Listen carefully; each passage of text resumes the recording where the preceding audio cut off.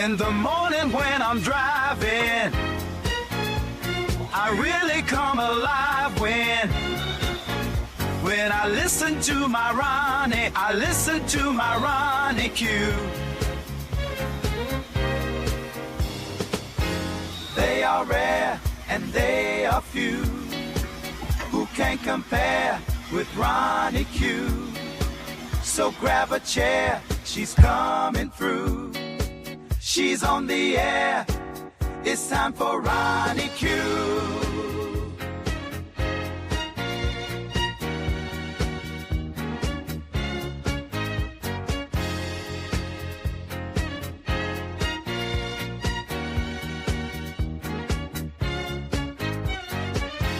They are rare and they are few who can compare with Ronnie Q.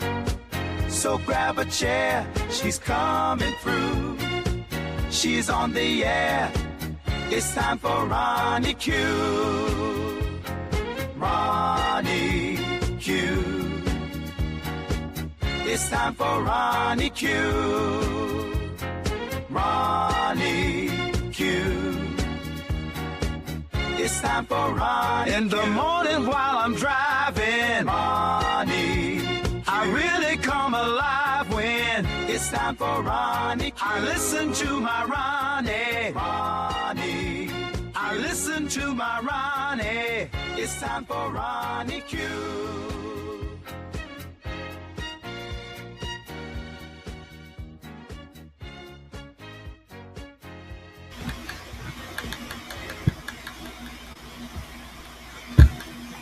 Grand Rising and Happy Black History Month. Yes, we will never forget and we will always celebrate Black history in this Black space. So I hope you guys had a fabulous weekend. I'm back. I was doing some traveling, so we're back. And of course, the world never stopped. But I want to honor our Black history all this month, as I always do. So let's take a trip down. Let's take a trip down some of the Black history that, they try to obscure, all of the erasure of the greatness of Black inventors, of Black people, the things that they try to make you believe that other people are the creators of. Let's delve into a little Black history, shall we?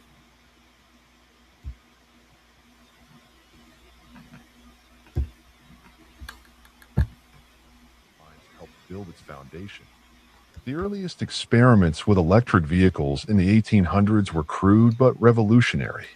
Across the Atlantic in Scotland, Robert Anderson created a primitive electric carriage in the 1830s, powered by non-rechargeable cells. Hungarian engineer Enyos Jedlik, German inventor Moritz Jacobi, and American innovators like Thomas Davenport also dabbled with similar designs.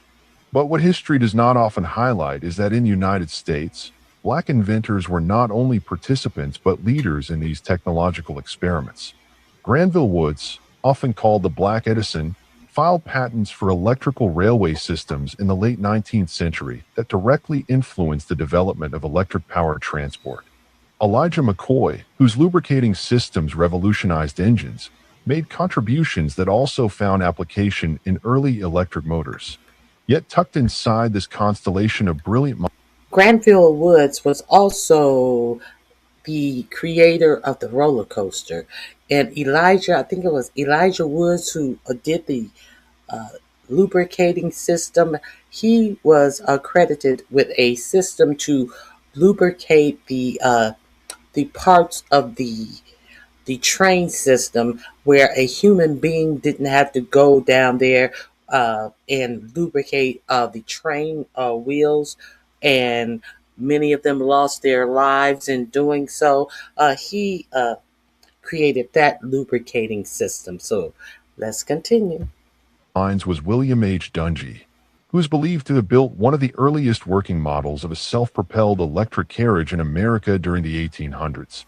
Dungy's work is not widely taught in classrooms, partly because of systemic racism in patent offices and partly because black inventors of the era were often forced to sell their patents or work under white proxies who received the recognition. Surviving patent office records from the mid-19th century indicate that black inventors were active in electrical and mechanical innovation, but very few of their names survived in official histories. A 19th century report by Henry E. Baker, one of the first African-American patent examiners at the U.S. Patent Office, documented dozens of cases where black inventors either could not secure patents in their own names or were denied the same publicity as their white peers. It is within these overlooked archives that hints of Dungy's electric carriage can be found.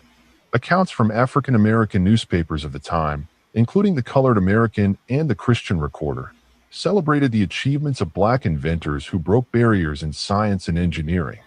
These papers filled in the silences left by mainstream publications, which rarely acknowledged black contributions.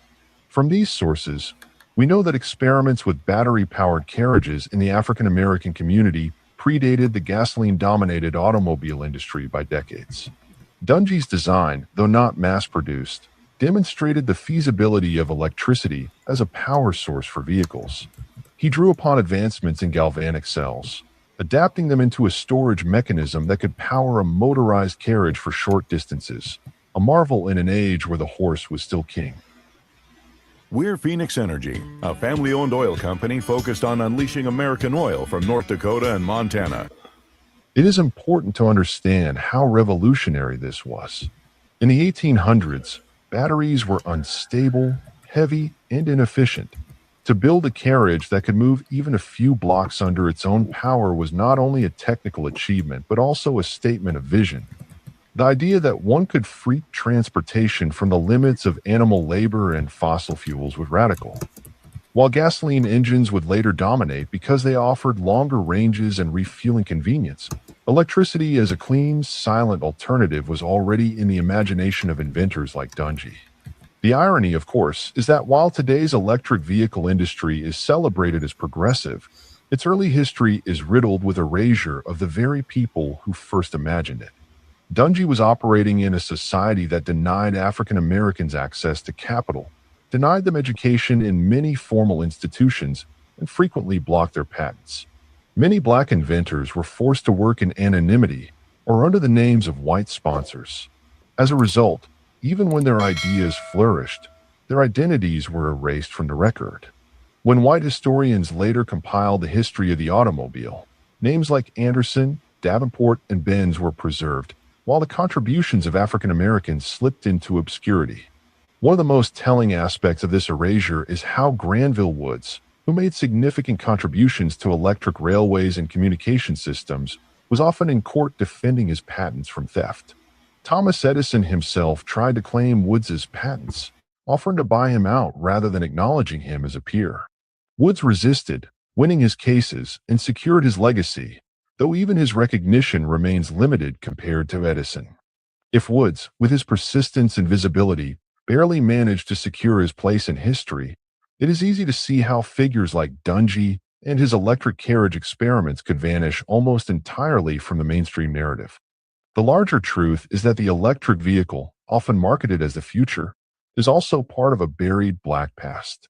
In the 1890s, electric cars briefly enjoyed commercial success, particularly in cities like New York, where clean and quiet operation made them appealing to urban elites.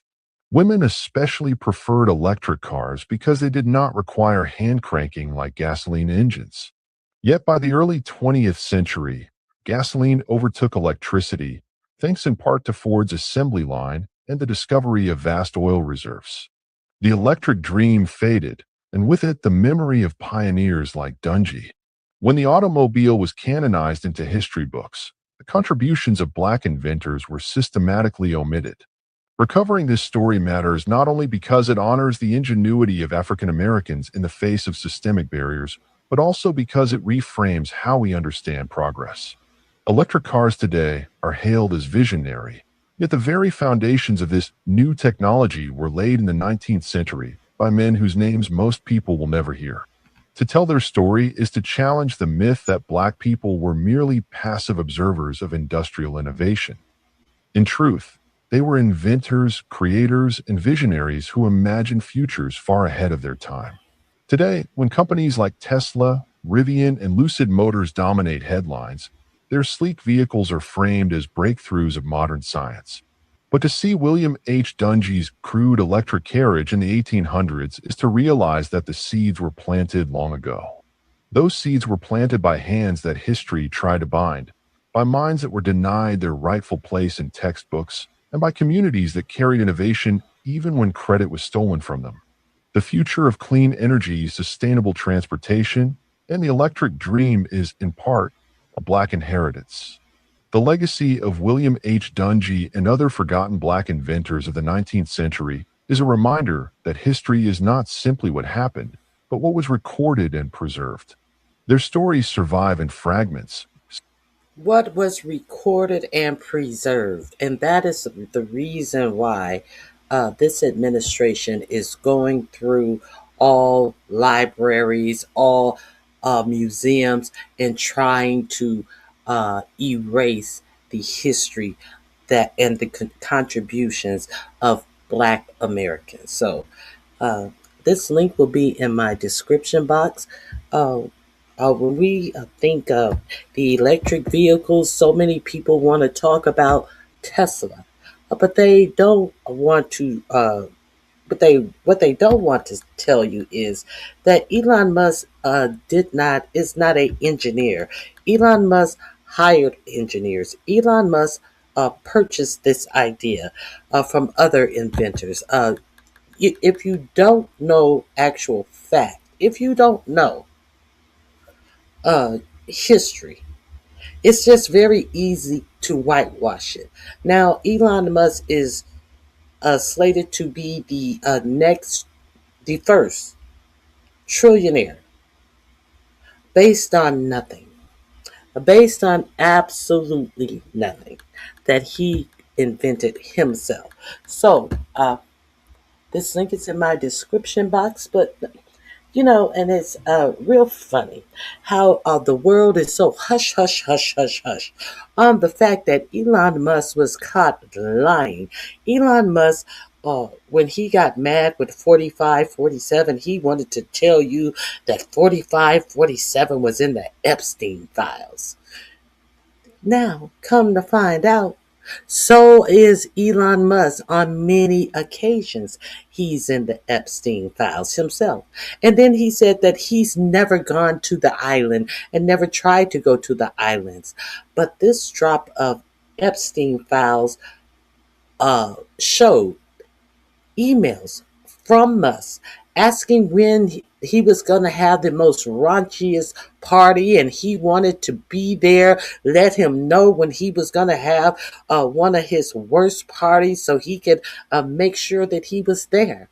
This is Elon Musk soliciting when he was going to have another one of his parties, quote unquote, wild parties.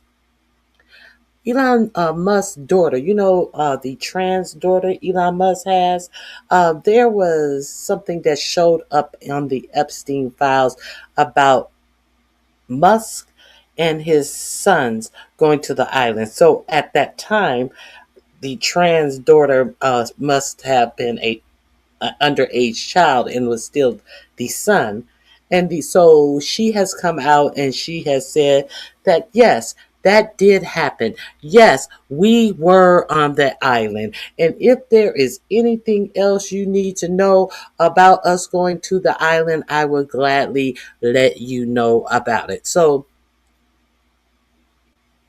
this is who's going to be a trillionaire. And nobody is saying bloop about it. They're more upset with his trans daughter. They want to get these trans people, but they are silent. They are silent on the fact that this disgusting individual was soliciting a spot on the island for these raunchy parties. You know, They have no problem with that person going through our government, firing our government workers as he gobble up government contracts, a whole welfare queen, gobbling up government contracts. But everybody wants to pretend like this is some great mind. This is some great person. Mm. Okay, so that link is in my description box. I wanted to show you a little bit about Black history. We'll be here all month, as it were. No, they were not passive observers. They were actually creators. So I just wanted to share that with you. Now, we're going to talk about how lawless this administration is. Now, uh, a Congress passed a law that said that 4547 administration, its DOJ, must release all of the Epstein files, notes, uh, all the I forget what they're called, all of the notes that were written by the FBI to investigate, the investigative notes, and there it was a technical name for them. So they were supposed to submit those over 2 months ago. They had a deadline which they did not meet. By the time of the deadline, they had released 1% of the Epstein files. So then, over 2 months later, uh, Todd Blanche and what is her name? Pam Bimbo came out and said that they were releasing all of the files. So over the weekend, they've released some files, and Todd Blanche actually had the balls to come out and say, "Well, we have about 3 million more of files, but we're not going to release them." Yeah, that's what he said. We have more, but we're not going to release them. To make a long story short. Now, they have been about 3 million pieces came out. Now they've been raking over this evidence. Now the law says that you cannot redact people because of their you don't want to stain their reputation.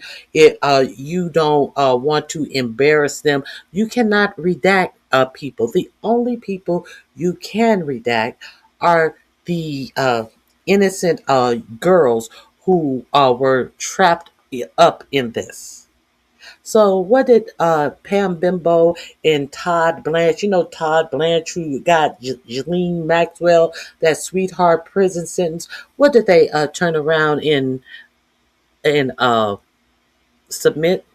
What did they turn around and submit? They submitted paperwork where the victims' names and photos were unredacted. There was actually a list of names that said victims, recognized as victims. That this was released by this Department of Justice. However, there were some real strange and obvious redactions of 4547. So let's get into the foolishness of this Department of Justice, this lawless Department of Justice. I think we have it here.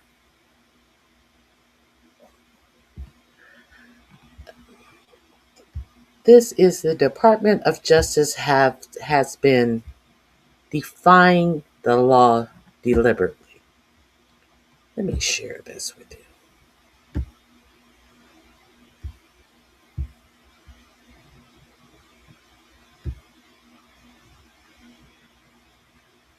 This morning, DM me. My DMs are wide open.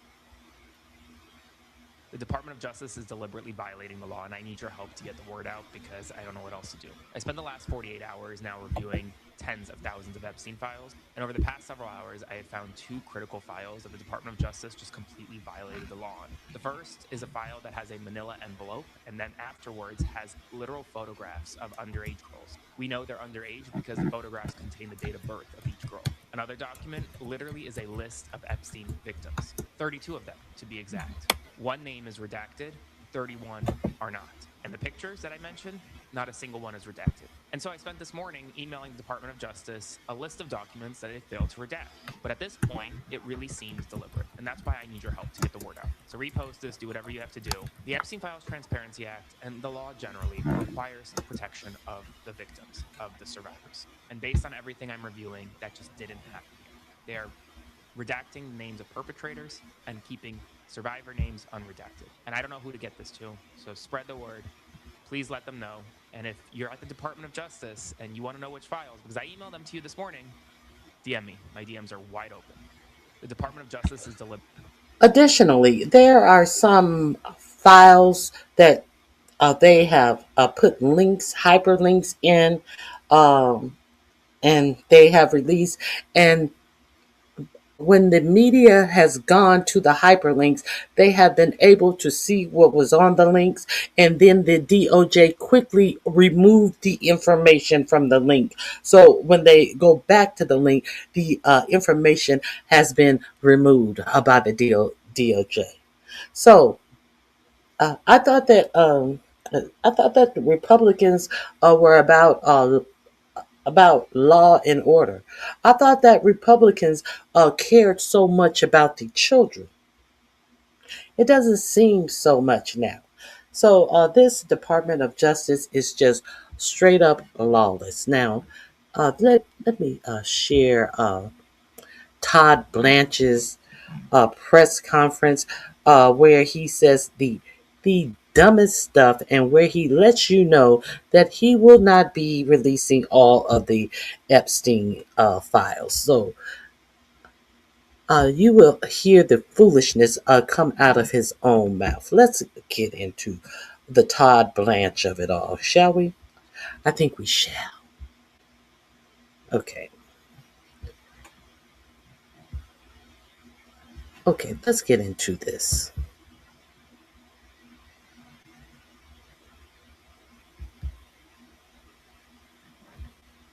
Wait a minute. I want to show you the press conference first.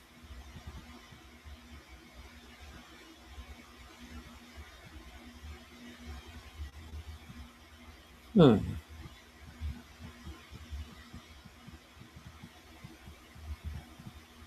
One second.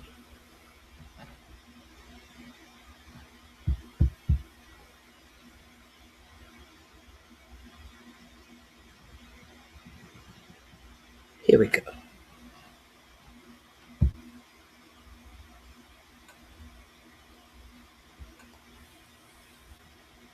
Is that it? Is that it? Is that it? I think this is it.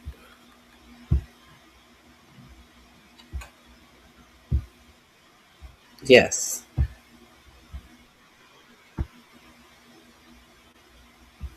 Hold on. I keep hitting the wrong link. I apologize. Bear with me. It's worth it. Okay, let's get to this. Let's get to the press conference where Todd Blanche lets you know that he is going to be the laws for the lawless. Yes, it is. Uh, Let me share this link with you.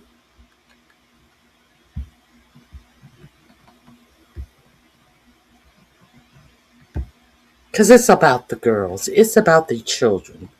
This is his silly press conference. Let's get to it. Here we go.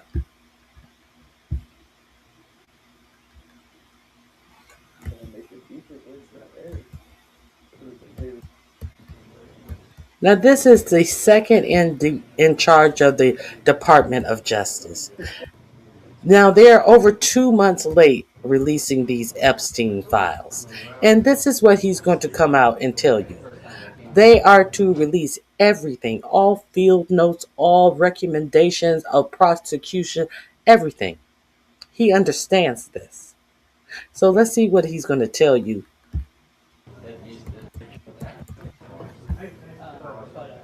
Let me see. Oh, here we go.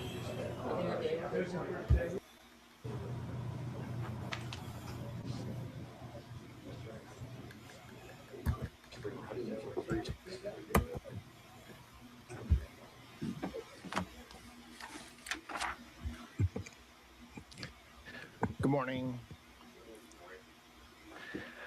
President Trump signed the Epstein Files Transparency Act into law on November 19th, 2025, directing the Department of Justice to produce all documents, files, records, videos, and images related to the investigations and prosecutions of Jeffrey Epstein and Ghislaine Maxwell. I'm here today to talk about the department's compliance with its production obligations under the Act. Around, I think right now, and continuing throughout the day-to-day, as the indexing and uploading completes, we are producing responsive materials under the Act. We are also releasing... We're releasing responsive material. He's about to tell you what the DOJ feels is responsive material. He didn't say we're releasing all of the material. Today, a letter we are transmitting to Congress and various internal protocols associated with our review. I want to take a moment to thank the professionals at the Department of Justice who met twice daily, sometimes more, for the last 75 days to get to where we are today. The leadership teams from the office... The past 75 days. But what happened to all of the overtime that the FBI were pulled off of child trafficking cases and drug cases? What happened to all of the hundreds of thousands, if not millions of dollars that the FBI were paid for overtime to go in and scrub out 4547's name from the file months ago?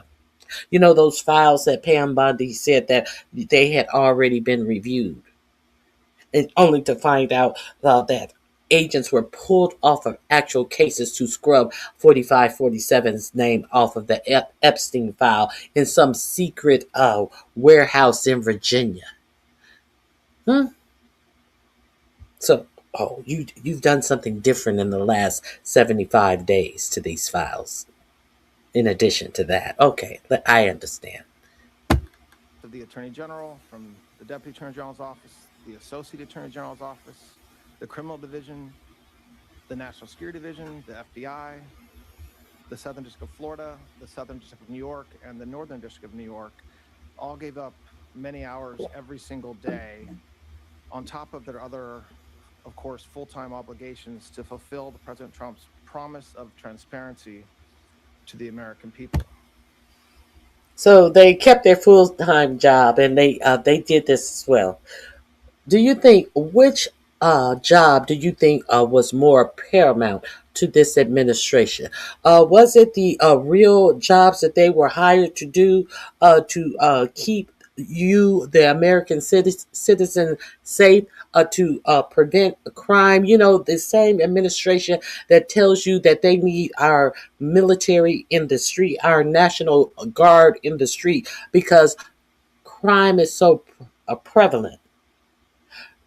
Now, do you think that they pull up these professionals, agents, off of their jobs to continue to do their job and do the Epstein files? Or did they say, clean up these Epstein files and fuck this other job that you're actually was hired and paid to do to keep the American citizens safe? Which one do you think was more paramount? I'm just asking. I also want to thank the more than 500 lawyers and professionals across all those divisions that I just mentioned and others who worked long days, nights, weekends, Christmas, New Year's Eve, New Year's Day, nights, weekends, and holidays to complete this production. These highly trained reviewers spend their careers putting bad guys in jail and effectuating the mission of the department. And to a person, they work tirelessly to protect victims and comply with the act since its passage. You know what? Okay, so how many times, how many ways is he's going to say that people came in and they had to do extra work to clean up the rich people and influential people's name out of these files? It's never going to be impressive. How many times are you going to have to say people who get paid to do their job were paid to do their job? How many times are you going to say that? Do you want us to pat these people on the back because you took them off of their real job to clean up these files? How many times are you going to have to say that it did work? How many times do American people have to do work? How many times do American people have to go to work on Christmas, New Year's, and all this shit? Do you want us to fucking whack their pings off because they did a job that they were paid to do? Well, actually, they were pulled off the job that they were paid to do to clean up 45, 47's and his friends and associates' name out of the Epstein file. Is that what you want, Todd Blanche? That's why they call it work. That's why they call it a job. You don't get no extra point for doing your motherfucking job. So thank you to all of them. Today, we are producing more than 3 million pages, including more than 2,000 videos and 180,000 images. In total, that means that the department produced approximately 3.5 million pages in compliance with the Act. Just a quick note about the videos and images. The 2,000 videos and 180,000 images are not all videos and images taken by Mr. Epstein or someone around him. They include large quantities of commercial pornography and images that were seized from Epstein's devices, but which he did not take or that someone around him did not take. Some of the videos, though, and some of the images do appear to be taken by Mr. Epstein or by others around him. Now, I want to talk for a few minutes about the department's document identification and review protocols. It consisted of multiple layers of review and quality control designed to ensure compliance under the Act and protect victims. Okay. So I'm going to talk to you about this thing that we tucked in that we're going to call quality control. You know, a made up term to protect the victims. You know, these victims whose names we left in under the list titled victims. You know, we did this. Let me explain to you why we were able to hold back approximately 3 million pages of information that we were supposed to release, is what he's saying. On top of the review protocols that the department had in place, the United States Attorney's Office for the Southern District of New York employed an additional review protocol to ensure compliance with a court order requiring United States Attorney Jay Clayton to certify that with respect to certain materials, a large quantity of the materials, a rigorous process was undertaken to protect victims against any clearly unwarranted invasion of their personal privacy.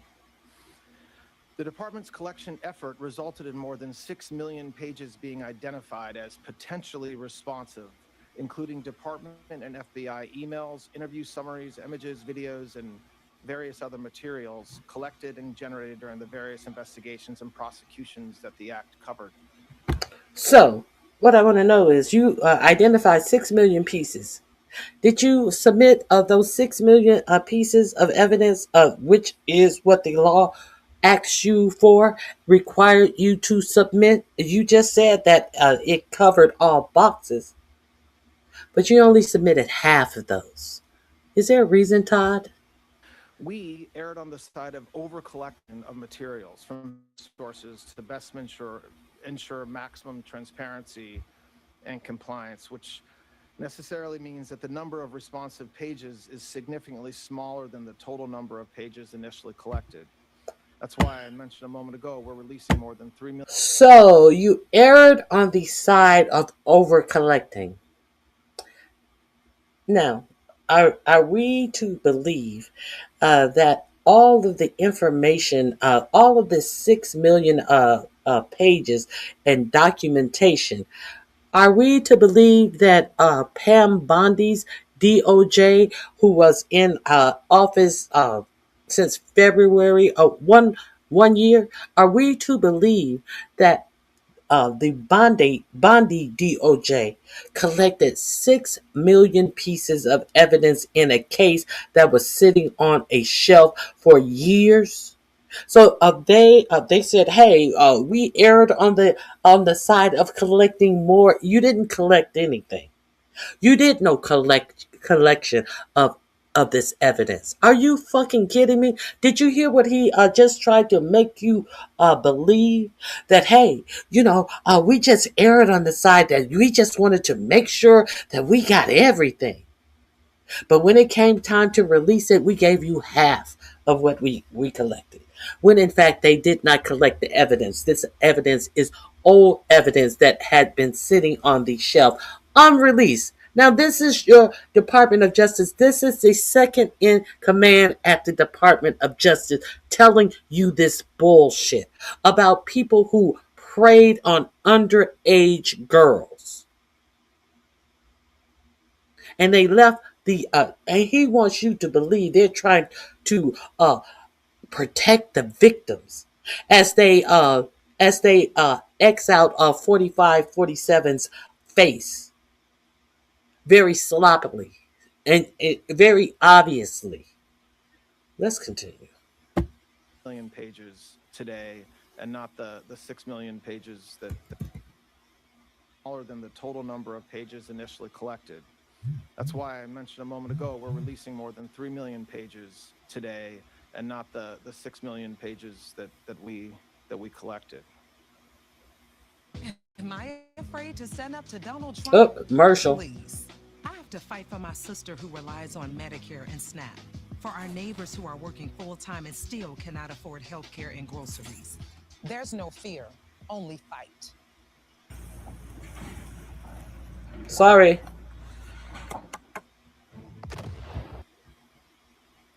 I want to address what we didn't produce.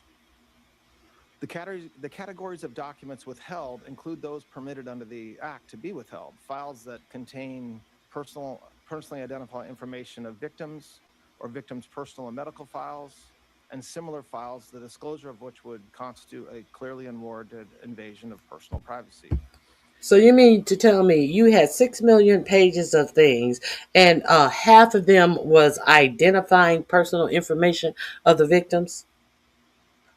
Not notes, not FBI field notes, not investigative notes. You mean to tell me that the investigative notes equal the identifiers of the victims? 3 million pages of shit? Todd, do you want me to believe this dumb shit? You can't even say this shit with a straight face. You are sitting up here sucking on your lip, parsing your words to come out and actually enunciate this ignorance that you're putting out. So my question to you is,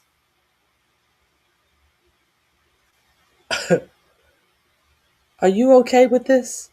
Are you okay with this?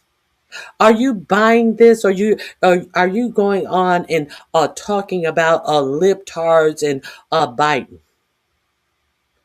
Do you really care about these children that you let your government uh, tell women what they can and cannot do with their bodies because you care so much about children? Do you think we don't see you? Let's continue. Any depiction of CSAM or child pornography was obviously excluded. Anything that would jeopardize an active federal investigation. And finally, anything that depicts or contain images. What active federal investigations are there? Anything that would interfere with active federal investigations. We know that Pam Bimbo always announce who is going to be investigated, who she's going to try to arrest on X. I didn't see any investigation notices on X from Pam Bimbo in regards to this Epstein stuff. So we're going to pretend like they are open federal investigations on this Epstein stuff. And you guys haven't announced it. Is that what we are to believe? Because we know if you are going to investigate anything on the Epstein stuff, you were instructed to investigate Democrats. You know, when 4547 said that this was a Democrat fraud, when 4547 then turned around and said that it was a whole lot of Democrats who were going to be in the file. So which one is it? Is it a fraud that the Democrats concocted to? Is it Todd concocted all of this to food, candy? Which one is it? Is it a Democrat fraud, or is Democrats are the only ones who are in these alleged files? Okay. Of death, physical abuse, or injury, also not produced. Although the act allows for withholding for items necessary to keep secret in the interest of national security or foreign policy, no files are being withheld or redacted on that basis. Further, as we previously stated in our December 19th letter of last year, the department withheld or redacted files covered by various privileges, as we always do, including deliberative process privilege, work product privilege, and attorney-client privilege. As you all know, under the Act, the department must subsequently... How are you withholding things under attorney-client privilege?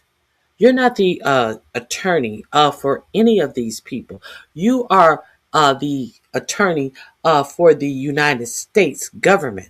You're not anyone's personal attorney. What is he talking about, attorney-client privilege? We do understand that Todd Blanche was prior to his uh, him being appointed as the Deputy Attorney General. He was in fact 4547's personal attorney. So, what attorney-client privileges is he speaking of when it comes to the Epstein file? Because being the Assistant Attorney General does not make you the attorney for the sitting president. It makes you the attorney for the United States government, not the sitting president. Let's continue. submit to the House and Senate committees on the judiciary a report listing all categories of records released and withheld, a summary of redactions made, including the legal basis for such redactions, and a list of all government officials and politically exposed persons named or referenced in the Act. We will do so in due course as required under the Act. I want to talk for just a moment about the... We will do so. Uh, You should have already had this done. He's talking about we will continue to put out any information that we feel in due time, and understand that this was supposed to have been submitted over 2 months ago. They're over 2 months late. And they're over 1 month late explaining the details of the redactions that they've made. That is also something that they must do. Now he's sitting up here talking as if we'll do this in our due time. Your DOJ is breaking the law while ignoring your constitutional rights. Let's be real clear on this. redactions that will be obvious to anyone who reviews the materials that we just produced today. In addition to the documentary redactions, which includes personal identifying information, victim information, and other privileges, there is extensive redactions to images and videos. To protect victims, We redacted every woman depicted in any image or video, with the exception of Ms. Maxwell. We did not redact images of any men, unless it was impossible to redact the woman without also redacting the man. To this end, though, and to ensure transparency, if any member of Congress wishes to review any portions of the responsive production in any unredacted form, they're welcome to make arrangements with the department to do so, and we're happy to do that. That's the sound of an American oil company hard at work. Want to be a part of it? Listen up. Hello, my name is Adam Ferrari, and I'm the CEO. I want to talk for a minute about something that is important. Every single day of the year, the Department of Justice investigates and prosecutes those who abuse and traffic young women and children. Just last year, the FBI located over 2,700 victims of child exploitation. The Department of Justice found and terminated 3.8 million dark web pedophile accounts.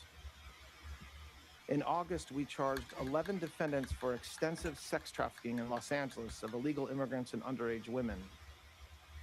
Last month, we charged 5 men who were engaged in a sadistic sextortion network of deranged young men abusing women.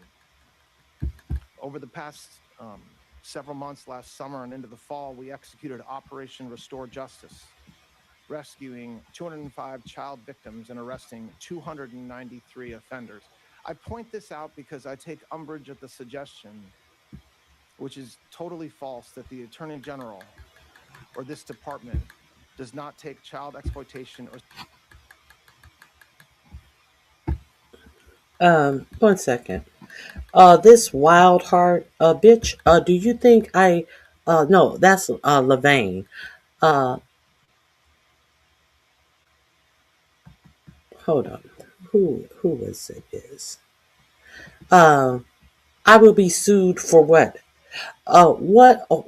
Who do you think you are talking to about freedom of speech? I will be sued for what exactly? What am I going to be sued for exactly? Hey, Big Brenda, if you don't get your silly ass out of my chat, I have said nothing that I can be sued for, you silly ass bitch. Ugh.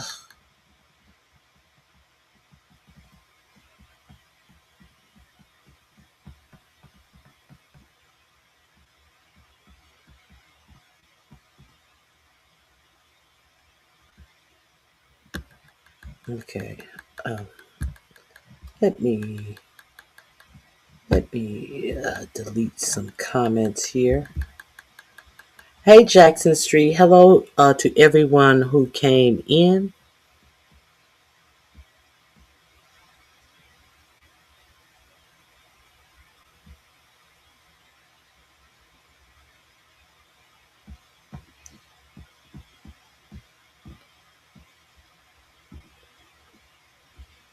Oh, wow, Howard, I had you mixed up with that other trollop in here talking dumb shit.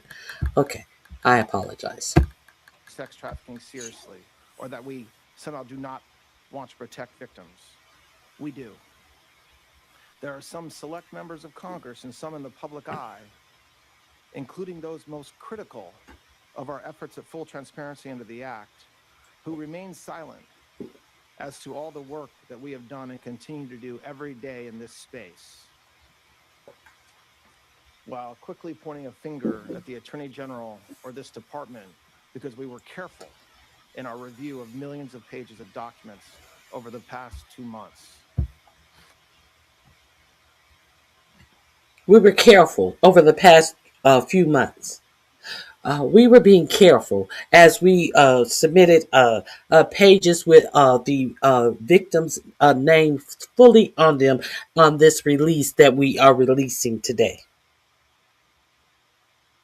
Full list of the victims, and he's saying he was careful and trying to make up a reason why they have withheld over 3 million files that they were ordered to release by what law? Law.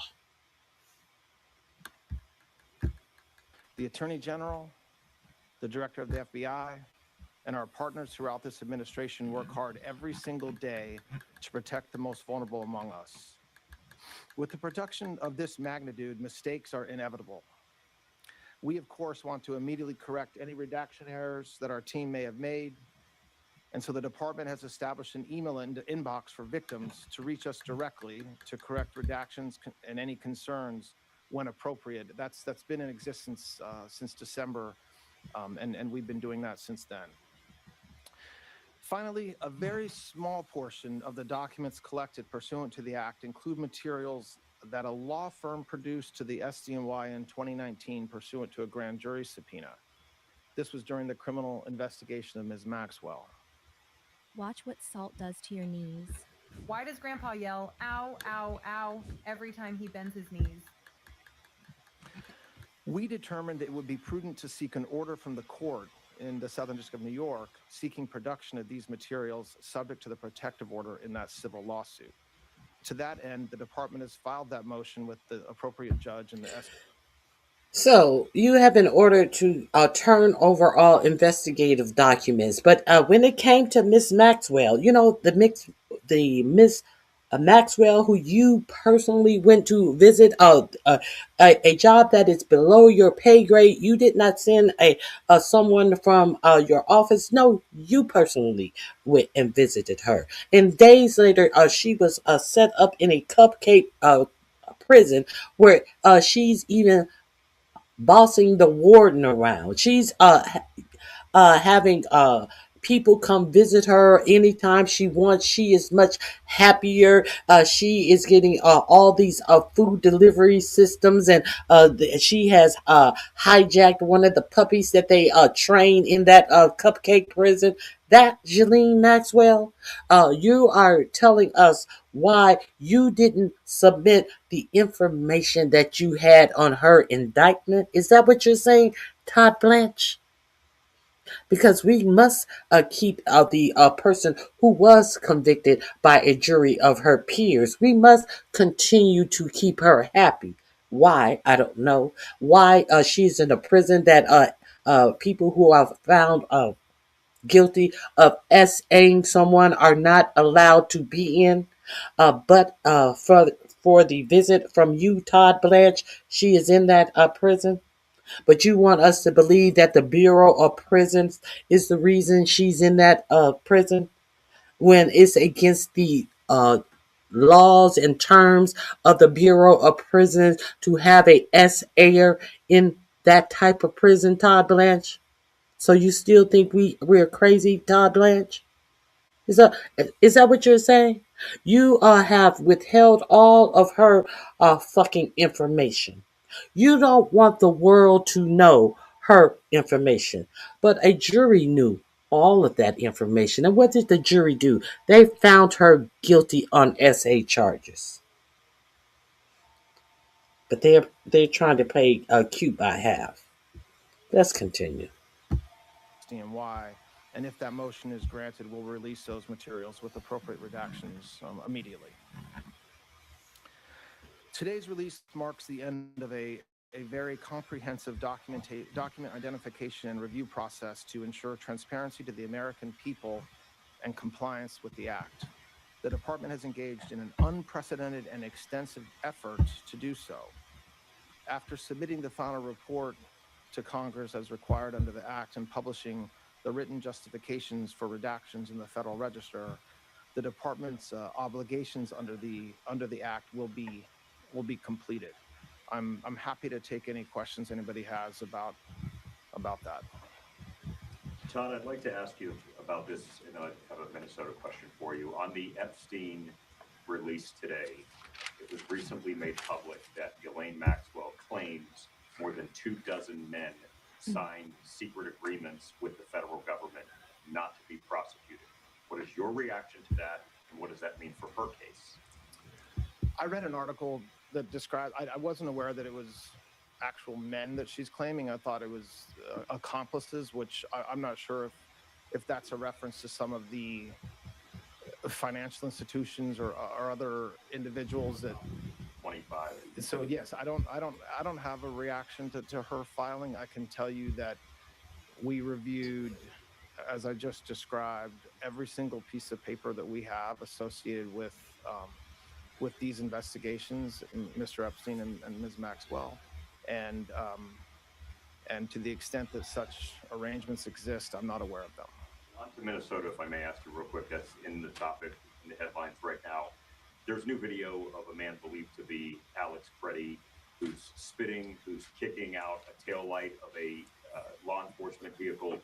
Does that change the perception of a potential DOJ investigation? Is there going to be a civil rights investigation into his death? Where does that land now that video's out? Then I have a quick follow-up on that. So look, I don't think a single video should change any perception the Department of Justice may or may not have about that tragic occurrence last Saturday.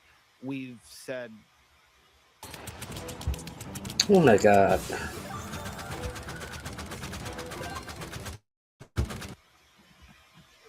Repeatedly over the past week that, of course, this is something that we're investigating, and we are. That's what we would always do in circumstances like this. And so there's an investigation that's ongoing, which I'm not going to talk about. But just look, the problem is an initial reaction to a particular video, one or another. You're talking about one that happened apparently some days ahead of last Saturday. I'm going to go through, fast forward through this. I definitely want to stay on topic. I don't know why that reporter doesn't want to. Has the best experts in the world at this. They've been doing it for decades, and so I expect that investigation will proceed with those parameters in mind. Are you looking at a nexus of left-wing groups? This DOJ said that's something that you guys were concerned about. Are you following money? Are you looking at a potential that all of this may be related somewhere? I mean, yes.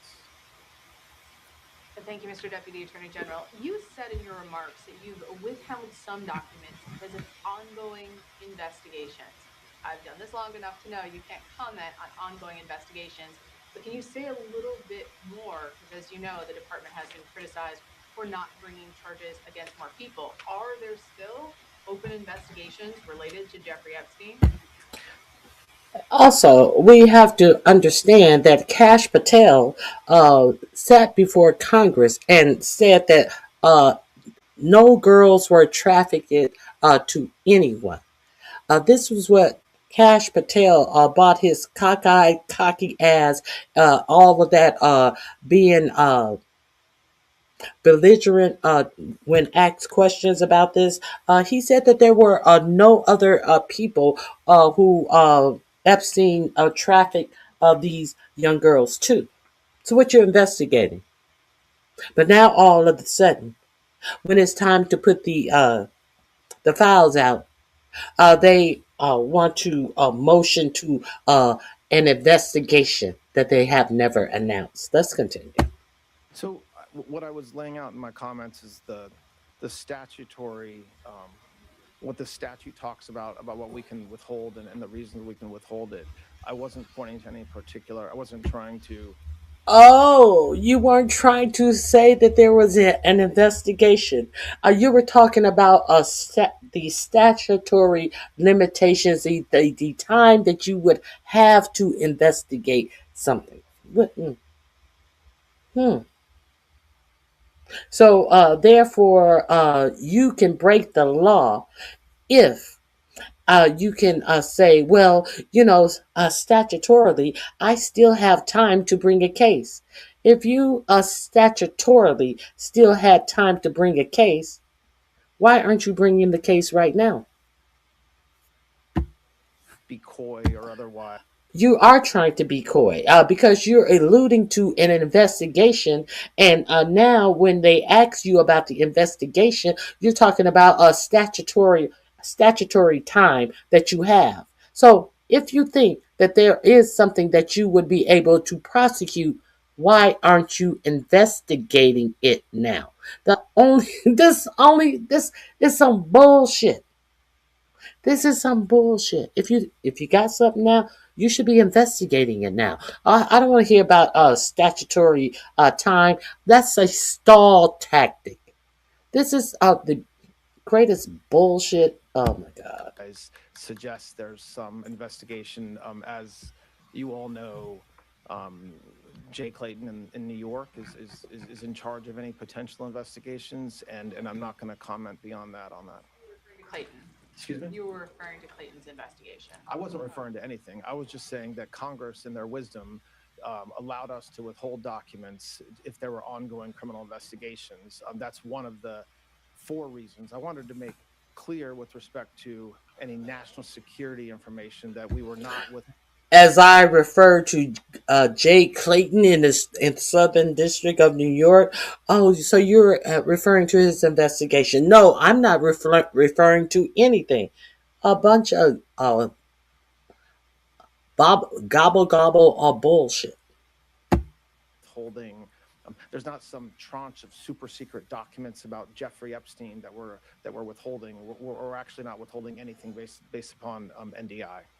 Deputy Attorney General Prince, thank you for your time. 2 questions for you. This is how to Oh, tell that God. olive oil is fake. Number 3, I apologize. If you can find. Number 1, pushing politics aside and everyone else aside, some of the victims of Epstein have expressed frustration with the entire process. I want to give you the opportunity to speak directly to them. Well, I don't know what you're speaking to. I mean, if there's frustration with, quote, the entire process, same here. I mean, you have a situation where for many years nobody even breathed a word about Jeffrey Epstein, and then all of a sudden it was all anybody would talk about going into the last spring and summer, culminating in the passage of the. Why is that? Because 4547 said he would release when he was campaigning. He said that he would release the files. Who was the only ones talking about it? 4547's voters. Those are the people who were talking about it. Now we are to believe. We're gonna try to pretend like it is the other side. The non-Trump voters are the ones who bought this up. No, your own constituents bought this up. Your own influencers that you bought to the White House and gave a bunch of shit that had already been released and was redacted to the gods. So who made this a thing? Your own administration. Pam Bimbo was the one who gave out the fake Epstein binders to brain dead YouTubers who stood in front of the White House cheesing and taking pictures of some shit that had already been released 2 years ago. Now, all this insinuation and all of this, why didn't this one release it? Because they never said they were going to release it. Why didn't you ask for it to be released? Well, I don't recall any clamoring for these things to be released under Biden. Why didn't Obama release it? What Obama wasn't president when half of this shit went on. Jeffrey Epstein was arrested the second time under 4547 administration. So now all of a sudden, Obama should have released the files on something that he wasn't even a president for. Y'all want Obama to release the Epstein files because you're stupid. Because you don't even know what's going on. Because it's easier to always blame a black man for the white man's crime. But you don't ask the same thing of why isn't Trump, the man who said he was going to release them, why isn't his administration releasing them? Happy Black History Month.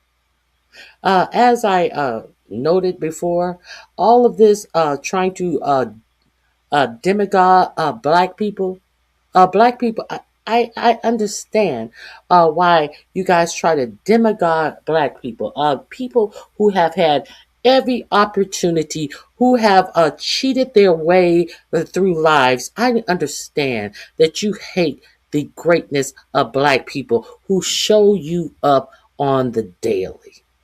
I understand that. Let's keep it a buck. No one's concerned about that.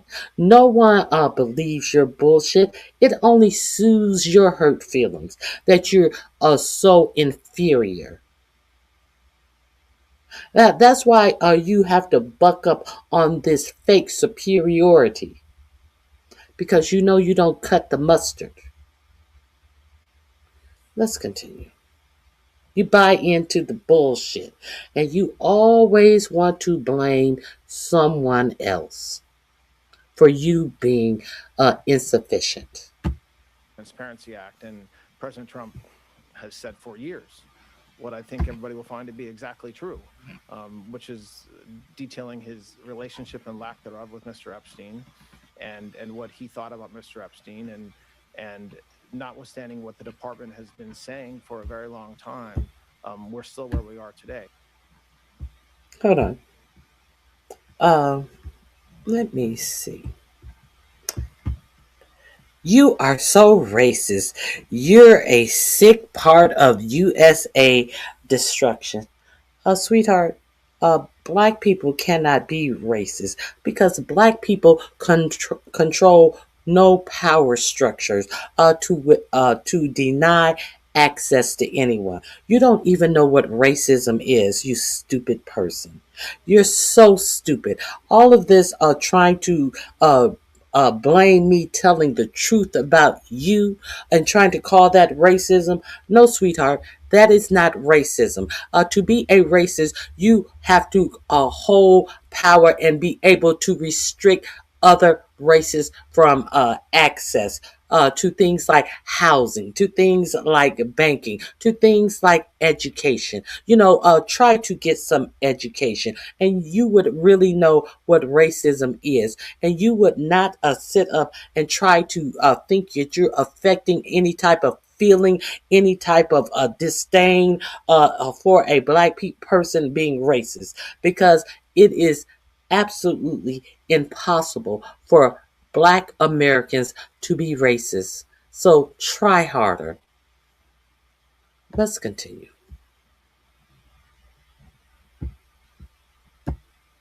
Listen, victims of Mr. Epstein have gone through unspeakable pain, and there's nobody that should say anything differently. And I to the extent that there's frustration, I understand where that comes from, just from what we know about Mr. Epstein. I hope that the work that the men and women within this department have done over the past 2 months hopefully is able to bring closure. I think that what we told our reviewers is that was the goal. There's this mantra out there that the Department of Justice is supposed to protect Donald J. Trump, and that's what we were telling. That's not true. That was never the case. We are always concerned about the victims. When we said that we were not legally allowed to release documents, that's a fact. That was true. It remains true today. And then with the Act's passage, we are able now and directed to release documents, which is what we are doing. But so hopefully some of those frustrations are now eased. Listen, any victim that wants to speak with the department has done so. Hopefully, if not, they should. The prosecutors from this case and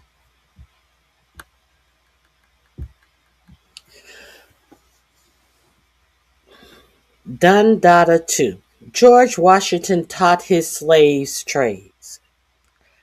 What trade did George Washington have to be able to teach a slave a trade? I'll wait. I'll wait to hear what great tradesman was George Washington, that he was the one who taught trades to Africans. You're so stupid that you don't even know that the Africans built this country. You don't even understand that these slave owners picked up Africans from different parts of Africa because they were already skilled in the trades that were needed in America. So you think that George Washington was some tradesman and that he sat down and taught Africans trades? Are you serious? Are you serious? I mean, I I just hate that I have to uh, teach you the obvious. You think that people who couldn't even develop America sat down and taught somebody else a trade when they didn't have it within themselves? Uh, uh, this is why. This is why Black history is so needed in the United States of America. Because you sit down and think that George Washington was skilled in a trade. That he taught the slaves. If he knew the trade himself, they wouldn't have needed slaves. They wouldn't needed slaves to come over here and teach them how to make America what it may, the best economy. They wouldn't have needed slaves. Are you serious?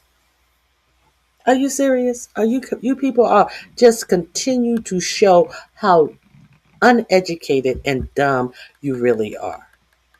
Let's continue.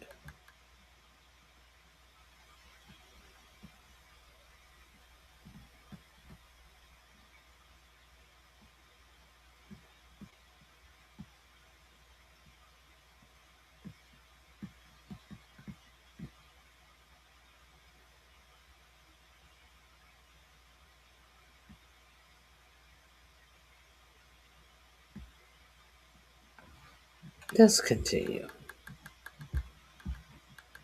But you now they're talking about slaves because they don't want to talk about how this Department of Justice is hiding these Epstein files that you guys know 45, 47 is all up and in through.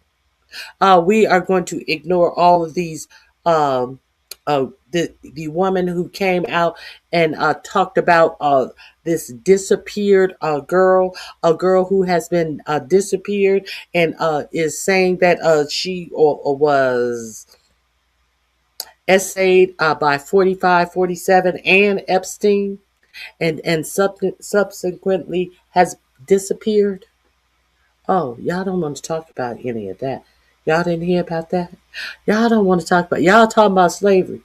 Y'all talking about slavery and you don't even know shit about slavery. Y'all trying to exhort some superiority to ignore the depravity of your own people. We're not gonna ignore the depravity of your people. The simple fact that your people had slaves, you don't understand how depraved your people really are. You don't even understand that that is the one of the main depravities of your people, and you're trying to say that your people did something for the people that they enslaved when your fucking people couldn't survive without people that they always are fucking abusing. Are you serious? And you think that that bullshit is gonna fly? And understand, this is why Black Americans need to be sure that they instill the factual history into the youth that are coming up. Because these dummies actually believe this dumb shit that they are writing in here. I don't even believe that they think that they are lying. I think that they actually believe this dumb shit. This is why African American history is so important. Happy Black History Month. I will be here every day giving you more facts about Black history. Be sure that you pass it on. Because some people can't understand. They think that their brutality makes them superior when they are a bunch of dummies. Let's continue. New York have given hundreds, if not thousands, of hours to working with victims, and that's what we do every day, and that's what we did in this case as well. So, very quickly, can you assure the American public that President Trump, like every other prominent person whose name came up in relation to the Epstein files? Here's something most drivers don't know. The older your car, the cheaper your insurance should be. That all can you assure the American public that President Trump, like every other prominent person whose name came up in relation to the Epstein files, that all documents, photos, and anything relevant to him connected to the case are being released? I mean, yes, I can assure that we complied with the statute, we complied with the act, and there is no, that we did not protect President Trump. We didn't protect or not protect anybody. I mean, I think that there's a hunger or a thirst for information that I do not think will be satisfied by the review of these documents. And There's a hunger and thirst for these documents that will not be satisfied by these documents. He said that they did nothing to protect 4547.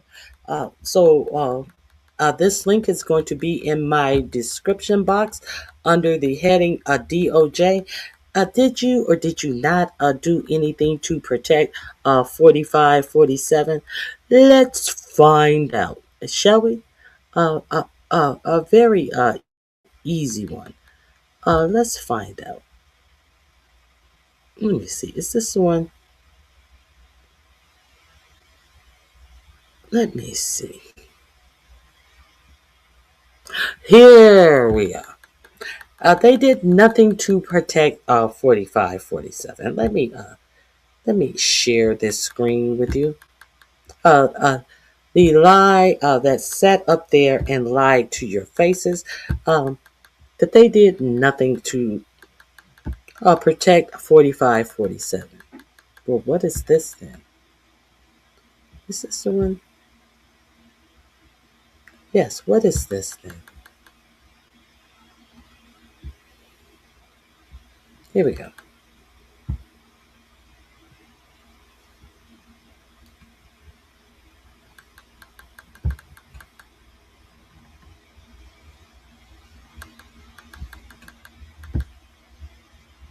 Here it's redacted. Here it isn't. Same picture. If anyone wants to fact check me, the Bates number for this Epstein file is EFTA 016155550. This violation of the law. Because you're actually not allowed to redact Donald Trump in the files. There's also no reason for that redaction. It's literally a picture from the supporting article. It just shows you how truly incompetent in a lot of ways this DOJ was when making these redactions. I'll continue to provide you updates as we get more information, so spread the word and follow along for more news to come. We have some news right now. The Department of Justice redacted Donald Trump's face in the Epstein files we just caught.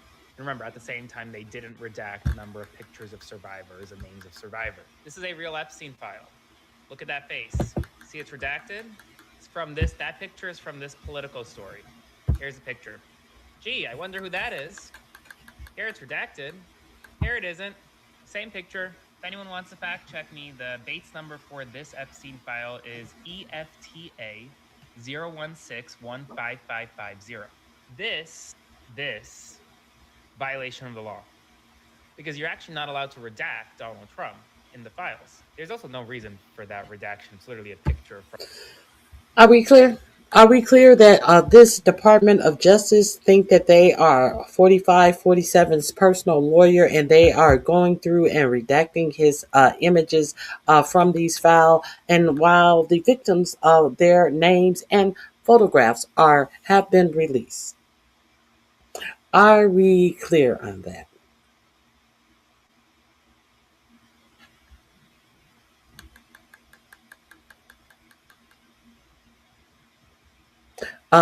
You should be clear.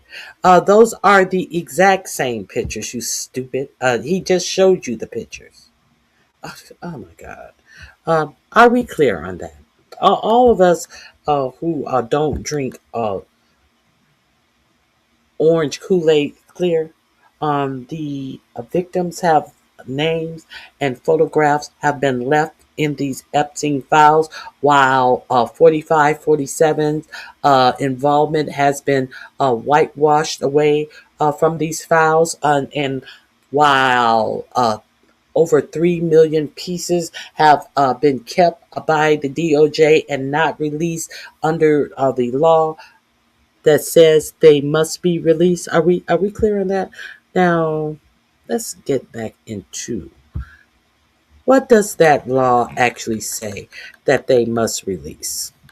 Let's be clear on what the law says must be released by this DOJ, and let's see if they are complying.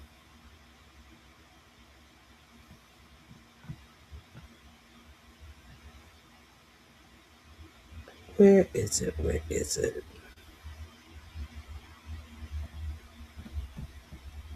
Here we go.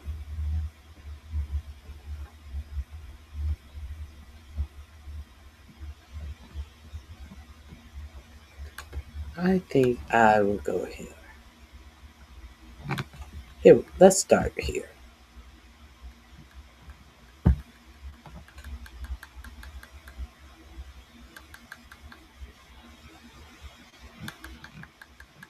Let me start. Todd Blanche was on the Sunday shows as well. So let's start with CNN. Dana Black, Dana Bash of all people, was able to stick his back up against the wall on all of that bullshit that he was speaking. Let me share my screen with you. Here we go.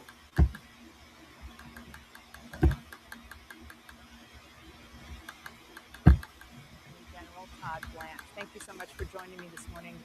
I want to start with the Epstein files. Elon Musk, who is mentioned in some of these files, wrote, quote, "What matters is not the release of some subset of Epstein files, but rather the prosecution of those who committed heinous crimes with Epstein.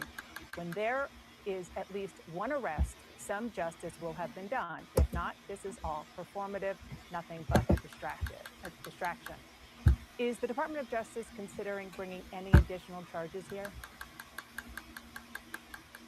Well, look, I can't talk about any investigations, but I will say the following, which is that in July, the Department of Justice said that we had reviewed the files, the quote Epstein files, and there was nothing in there that allowed us to prosecute anybody. We then released over 3.5 million pieces of paper, which the entire world can look at now and see if we got it wrong. And so You release 3.5 pieces of paper, and the American people can look at it and see if you got it wrong. But how will they be able to know that you got it wrong when you also said that you did not release 3.5 million pieces of paper as well? How are the American people, half of them are who are so stupid, half of them who read at a sixth grade level, are going to look at what you decided to parse out against what you decided to hide from the American people and figure out if you have something to prosecute?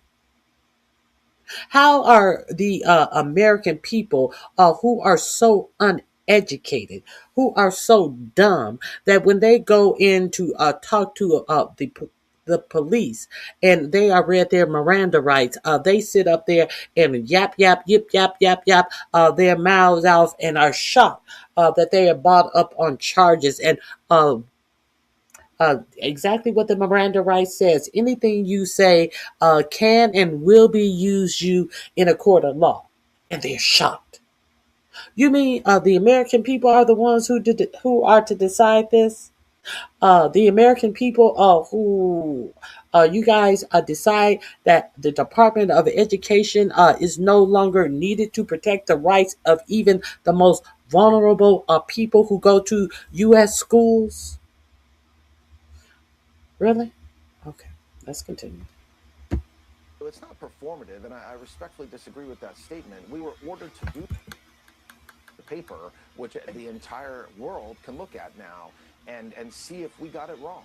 And so it's not performative, and I respectfully disagree with that statement. We were ordered to do so by Congress. And you're getting paid to do a job. You're the highest officer in the land, and you're getting paid to do this job. You're not doing this job for free. But now the American people can sit up and decide if you're doing it wrong. So what's going to happen if the American people decide that you're doing this job that you're paid to do, if they decide that you're doing the job wrong? Make any of this make sense? See how they can say the most ignorant shit because they have such dumb followers. They have such mind dead followers that they can come out and blow smoke up your ass and think that they are turning it. Say the most ridiculous bullshit. And these motherfuckers will continue to talk about issues, but they will not talk about the bullshit that these people are trying to blow up your ass. These people who care so much about the children. then by the President of the United States, and that's what we did. And let me, I said it on Friday. This Justice Department, the FBI, DHS, we have gone after more sex traffickers, more child pornographers, more men who have done harm to children and young women than any administration in history. And so we need to separate those two ideas, the fact that there's the Epstein files and whether there's anybody there that we can go after, and the work that we are doing every day, which is extraordinary, and we will continue to do that. Among these new files is a list compiled by the FBI just in August of numerous salacious and, to be really clear, unverified allegations about President Trump. Why did the FBI create this list last year, and have all of these claims been investigated by the DOJ? So look, it's not about President Trump. It's about a ton of people, multiple people that were, quote, in the Epstein files. And what I think folks will see when they review the materials we released is that there have been hundreds of calls made to the FBI where allegations are made by either anonymous individuals or people who are very quickly determined to not be credible, whether it's the nature of what they're saying or the fact they won't provide any information or corroboration. And that's part of the Epstein files. I do want to move on. Former CNN anchor Don Lemon and another journalist, Georgia Fort, were arrested on Friday on charges they violated federal law during a tense protest at a Minnesota church. A conservative federal judge, somebody who clerked for Antonin Scalia, already had rejected those warrants and wrote that there is no evidence that those two engaged in any criminal behavior or conspired to do so. Then an appeals court held up that decision. Why did you then bring this case to a grand jury after it already had been rejected by multiple judges? So first of all, that appeals court, that's, right. The appeals court, a judge on the appeals court said that there was clearly probable cause. There was absolutely probable cause that a crime had been committed. Okay, so it's true that they rejected the mandamus petition, but yes, by Mr. Lemon and others, it's public. And so, yes, you're right. A judge in that court had said there wasn't probable cause. But guess what? Our system doesn't allow judges to make that decision. They can make that decision to get an arrest warrant on a complaint, but only a grand jury can bring forth an indictment. And so that's what we did. We went to a grand jury, which, as you know, are 25 citizens from Minneapolis and around that decide whether there's probable cause. And that's who returned an indictment.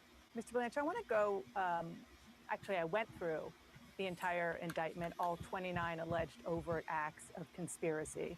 And there's a lot to ask you about, but I'm just going to pick a few here, okay? Starting with overt act number 20, which says, quote, defendant Lemon told his live stream audience about congregants leaving the church and about a young man who Lemon could see was frightened, scared, and crying. And Lemon observed that the congregants' reactions were understandable because the experience was traumatic and uncomfortable, which he said was the purpose. Overt Act 21 says, quote, as the operation continued, defendant Lemon acknowledged the nature of it by expressing surprise that the police hadn't yet arrived at the church and admitted knowing that the whole point of the operation was to disrupt.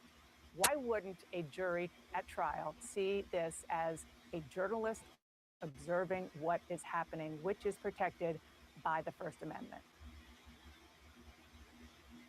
I get canceled for saying this, but most of the emotional weight that you carry I every single day apologize. is stuff that you were never meant to hold.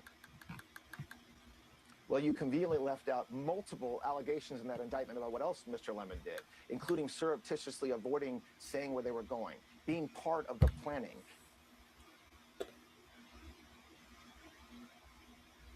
Okay. So it seems like this administration has been upholding what has been going on in Gaza for far too long. You know, I believe it's over 200 press were lost their lives while trying to get the news out that was going on in Gaza. It seems like this is what this administration find appealing. So. You forget they didn't tell us where they were going. Where was he supposed to? Or was he supposed to be out there doing his job since you don't find it necessary to do the job that pays you? So he's supposed to be doing his job and alerting you about where the story is. No, he's supposed to be out there doing his job. And isn't it a coincidence that the only people who were arrested, the only media that was arrested, the media were black people? Black media. People who are trying to get you the story. Now, we know that Status Quo has been out there, and I am not calling for any media to be arrested. But you don't find it suspicious that 4 black journalists were arrested. And don't you find it suspicious that they are so insulted that a protest happened in a church, a white nationalist church at that? Aren't you surprised that they are so upset about that happening at a church of worship? But they have no qualms about ICE going into church where Hispanic people pray and worship, and rounding up people and taking them away. They have no problem with ICE going into churches. So are we going to pretend like they give a fuck about a church? Are we going to pretend like this is about the sanctity of your house of worship? No. No, it's not. This is trying to put fear into the press from getting the facts out to you. You know how they have done ABC News with all of these bullshit lawsuits. So now you have that what is her name? Now you have that fucking what is her name? What is her name? That Shield running ABC News, and ABC News ratings have fallen off a cliff because she has been pulling stories unless Stephen Miller gets a chance to comment on the story and all of this dumb shit. What is her name? Oh, I see her face, unfortunately. Anyway, so we're arresting a black journalist now. Being part of the decisions to make sure the police didn't know this was happening and federal law enforcement didn't know this is happening. There are multiple allegations. So what you're saying is Don Lemon was supposed to give his sources to the police. Don Lemon was supposed to be an informant for the police as he's doing his story. So if he doesn't inform the police about his story, therefore you can arrest him for a crime. Is that what you're saying? And what you're saying made absolutely no sense because a judge in Minnesota would not sign the warrant. Why did you have to arrest Don Lemon in California as he's doing pre-shows for the Grammy because you went to Missouri and you got a fucking Missouri judge to put a warrant out on Don Lemon to arrest him. Why would you have to go to Missouri? Missouri to get a warrant for Minnesota, and we don't see this for what it is. Let's continue. He didn't alert the police about it. He kept it a secret. What if the people who were investigating Watergate alerted the police? Police, I think somebody is breaking into Watergate, and we finna go over there and we're gonna cover the story. Is that how the media work? You do your own motherfucking job. While you got FBI agents clearing 4547's name off of the Epstein files, you got time to pay FBI agents to do that shit. But Don Lemon's supposed to alert you about the protests? Is that what we're doing? Bitch, bye. There, and guess what? He gets to have a lawyer and he gets to have a defense. And so if he wants to go forward with the defense that, oh, shucks, I was just a journalist, he can do that. But obviously, as the indictment lays out, and which you didn't read on the air, there's a lot of things that Mr. Lemon did that you would never do as a journalist. You would never do that. Okay. Let's be honest. This is not about me. This is What? What are these things? What are these things? There's a lot of things Mr. Lemon did that you would never do. For example. about what happened, and this is about kind of the rules of the road. I mean, there are many. Wait, let me finish my question. Let me finish my question, and then you have the floor. There are countless examples of when reporters are embedded with people with, DOD, where we are told not to tell anybody where we're going. There are numerous examples of when we get embargoed information that we can't report from your agency, for example, and that has happened on with presidents in both parties, and we withhold reporting it until you say it's time to report it. That's not unusual, and it's not unlike what happened with Don Lemon and Georgia Fort. Well, listen, you are totally correct that happens every day, and it's happened for decades. But if you watch what Mr. Lemon did, okay, and I do not want to have a trial right here. It's not fair to him. But I will say.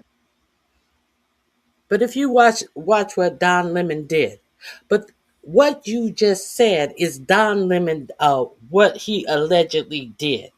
So when she tells you that is commonplace in the media, but if you watch what he did, and I'm not gonna try this in the media. That's exactly what you're trying to do. You put out there as if Don Lemon did something illegal, and he did something that you would never do. And she turned around and said, "We do this all the time in the media." And now all of a sudden, Don Lemon has done some things that I noticed you didn't say that. I noticed you didn't say that either. I noticed that you didn't say that either, because Don Lemon reported the news as the news has always been reported. And you just thought that this is a good time to put this uppity Negro in his place. That if you watch the publicly available live streaming that he engaged in, the comments that he made, I mean, that's what it matters, right? It matters, like, how do we balance the FACE Act? How do we balance freedom of religion and the right of people to worship on a Sunday morning, okay? And the freedom... Understand, the FACE Act has nothing to do with religion, with church. The FACE Act is to protect women who were going to get possibly abortion, going to different abortion clinics with the understanding that they think that Planned Parenthood was an abortion clinic alone. They didn't understand that Planned Parenthood was for all different type of women's health issues. So to keep these crazies who were out there bombing these clinics, attacking these women, trying to physically keep them from going in to see their doctor for whatever their health care need that they had. That's the reason for the FACE Act. Now, this is what Don Lemon was charged for. The FACE Act.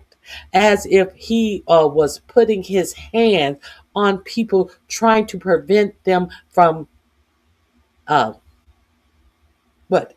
having health care. That if he, like he was putting his hands on people, trying to prevent them from going into their house of worship. He did it, none of that. As a matter of fact, one of the people from the church came up and put their hands on him, and he told him, please don't touch me. Put your hands off of me. Don't touch me. This is what the FACE Act is. For you who don't know what the FACE Act is, this is what this man has been charged under. And we would be remiss if the what is her name? The DOJ of the Civil Rights Division initially came out and said that they would be looking to see if they could charge him under the Ku Klux Klan Act. You know, the Ku Klux Klan Act that was put in place because so many black people were being terrorized by the Klan. That is one of the things that they were also looking to charge Don Lemon with.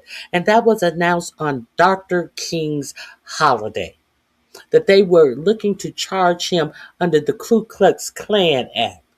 But y'all think that this is a coincidence. Y'all think that Don Lemon actually did something illegal, as this white nationalist church was protested, as they only as they only arrested black journalists who covered this story. Let's continue.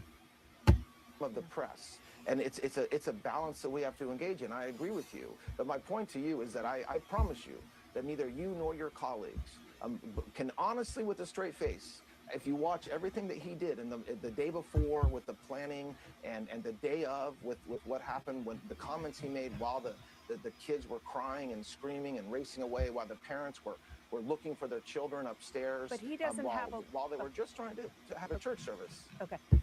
Bottom line question for you is, was this really about what you just described, or was it about trying to make an example out of somebody who the president has sparred with?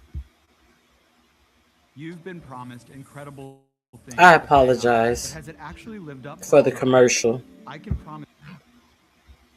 I don't even know that the president's even. Is it about trying to make an example out of somebody who the president has sparred with?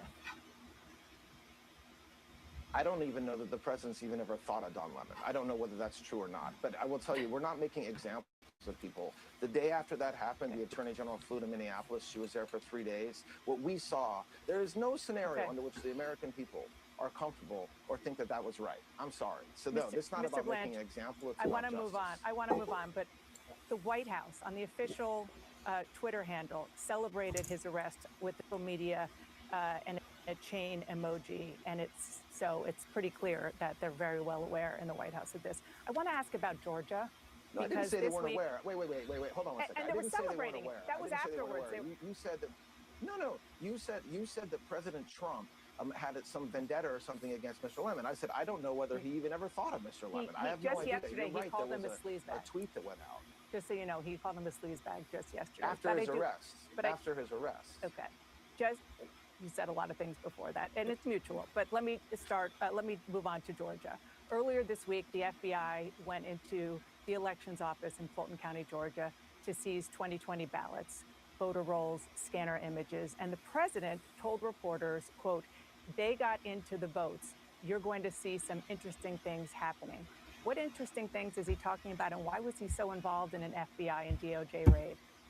And why was Tulsi Gabbard allowed to go into a truck alone with these votes? What exactly will be found in these 2020 votes?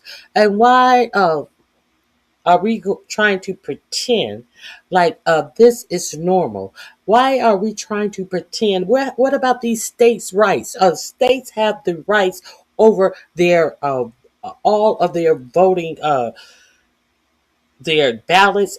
These are rights that the state has. There are no federal voting guidelines other than the non-discrimination. You know that shit that they try to continue to claw back to make sure that black people are do not get represented by their votes. Uh, why was Tulsi Gabbard, what is her name? Tulsi Gilbert or whatever, Gabbard. Why was she allowed to go into uh, a truck where all of these votes were stored? What are we supposed to be finding out about these ballots? What this is the same Georgia where Ruby Freeman and her Shay Moss, her daughter, were awarded. I think over $100 million from that lying ass Rudy Giuliani, who said that they were exchanging something on a thumb drive and they were passing it around like it was crack cocaine. Remember how they won that defamation suit about from him, which he has not fully paid, where he tried to protect his Palm Beach a condo from being sold because that he thought that it was just okay to defame these black women who were doing doing their justice to their community by working at the voter rolls. So are we going to pretend like 45, 47 didn't call and tell well, I forget his name, Rathenberger, that he just needed to find him a I think 11,000 and some odd votes, and that's all I need from you. Told him, you need to find these votes, and I don't care where they come from. But you are now supposed to find out something devastating about what happened in Georgia. We already know the devastating shit that happened in Georgia. So, how much of your tax dollar is going towards all of these agents going in to Georgia? And Georgia, an election that he lost, that he was trying to get another Republican to do some illegal shit to find some votes from somewhere. How much of your tax dollar is going to this? Do you know? Do you know? All of the work hours that was put in, all of the trucks that were bought in to take all of the ballots, machines, and all of this out of Georgia. So what do you think that's going to happen in the midterm election? What do you think is going to happen in the midterm elections?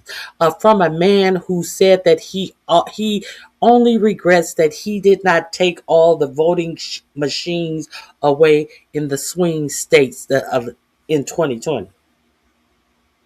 Do you think that he's going to take the voting machines away in 2026 after the election? So if suddenly we're gonna find something so different 6 years after the 2020 election, what do you think you're gonna find in the 2026 election? From a man who is putting the National Guards on the street, who is putting these ICE agents on the streets that are following no laws, that are trampling over your constitutional rights, that are entering your homes without a judicial warrant, saying that they don't need one when in fact they do. So while you guys sit up and think that all of this dumb shit is cute, your rights are being trampled over. I don't recall any black African Americans being shot down in the streets. See, your people are being shot down in the streets because you are the apologist for this type of activity when it happened to black people all the time. You always found an excuse why the black person was wrong when you saw absolutely no wrong. But now, when your people find something to protest, after your people were the ones who put this maniac back in office, now it's happening to you. And since you guys have decided to normalize the fucking unnatural shit that goes on in America, now it is raining down on you. But some of you are such sheep that you don't even notice. Some of you are so stupid that you don't even know what your rights in as an American citizen are. So you have no problem with Todd Blanche or some lackey coming on TV telling you what everything that they're doing is right. But you guys finally had a problem when they start talking about that Second Amendment of rights. That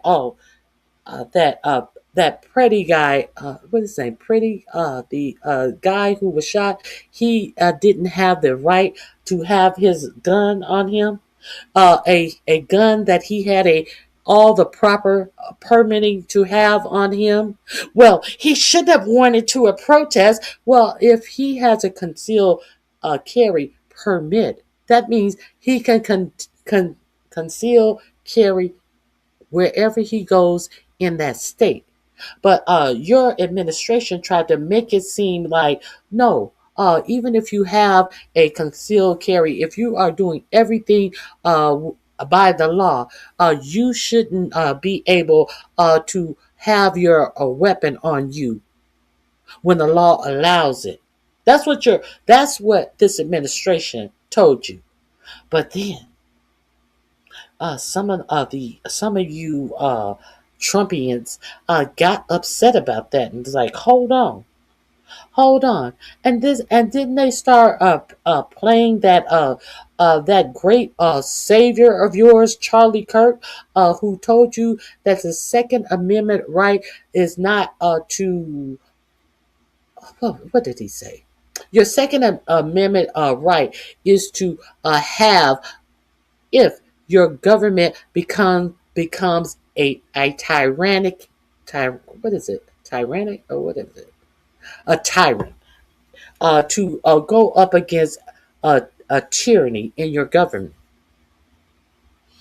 Isn't that what they started playing? That the great patriot Charlie Kirk told you about your Second Amendment rights. And then y'all all fell in line.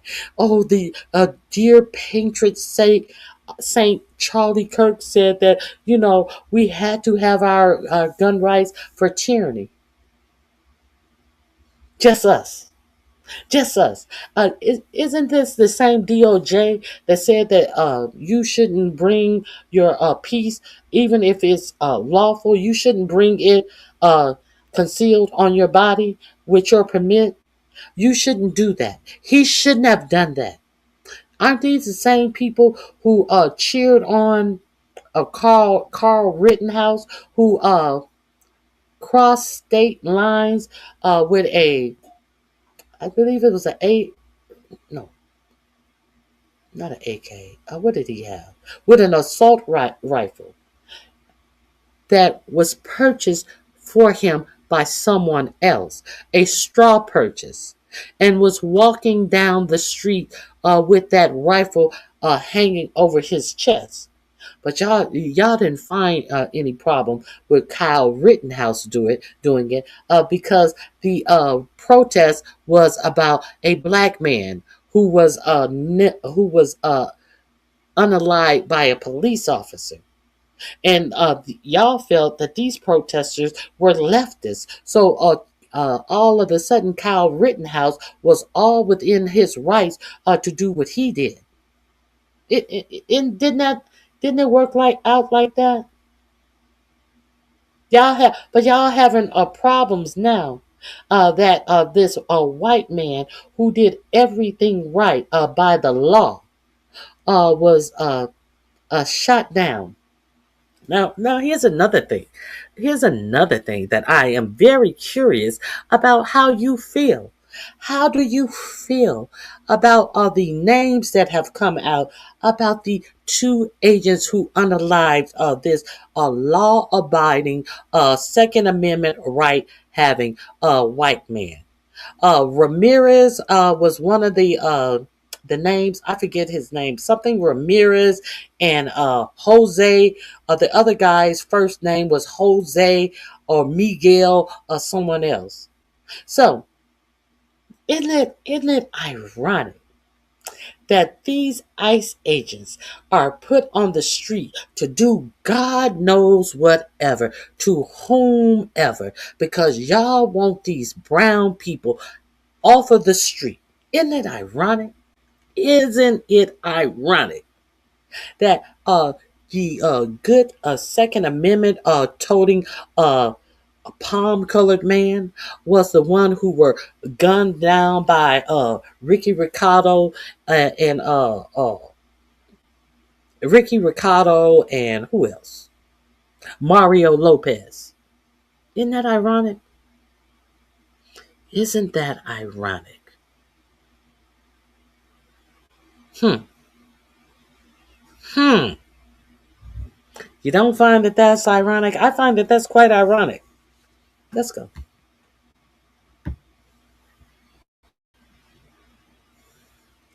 Well, just because he said that doesn't mean that he's involved. I don't believe.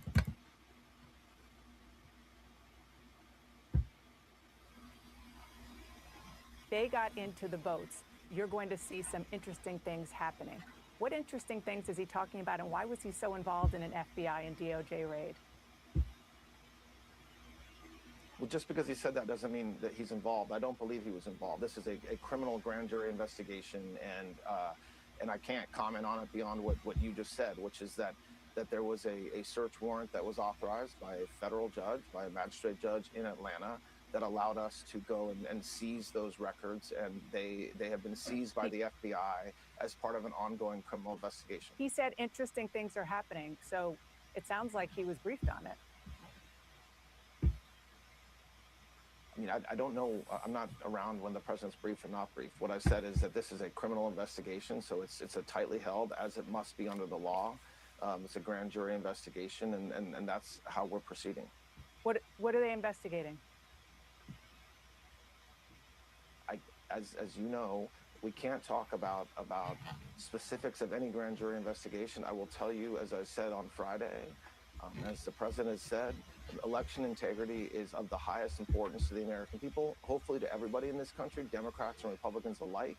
And so we are doing everything we can to make sure that we have free and fair elections. Okay, and as you well know, that when it comes to Georgia, claims of voter fraud there, because they got the 2020 ballots, have been debunked over and over again. There were multiple recounts. Why was the Director of National Intelligence, Tulsi Gabbard, present at an FBI raid? First of all, it wasn't an FBI raid. It was a search warrant being executed by FBI agents in the middle of the day. But why was she there? And secondly, I don't know why the director was there. She is not part of the grand jury investigation, but she is for sure a key part of our efforts at election integrity and making sure that we have free and fair elections. She's an expert in that space, and it's a big part of what she and her team look at every day. But beyond that, I don't, like I said before, this is a grand jury investigation being conducted by a U.S. attorney, and that's where we have to leave it for now.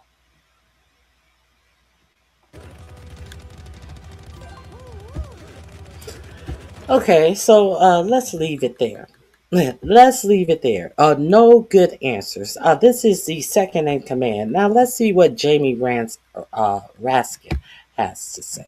I want to start with the Epstein files and what the Deputy Attorney General, Todd Blanche, told me in the last segment, that effectively, case closed. He said it's possible if somebody sees something with all of these documents that have been released that requires them to look into a potential prosecution, perhaps, but other than that, they're done. And case closed has been their mantra since January.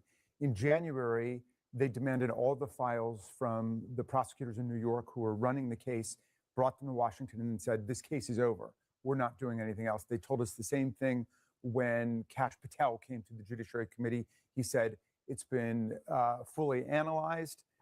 Everything's been redacted. There's nothing to see there, and there are no further cases. And when people said, have you spoken to all the survivors? There are dozens of survivors who are out organizing and talking about what needs to be done. He says, well, our doors are open if they have something to tell us. They've done no real investigation.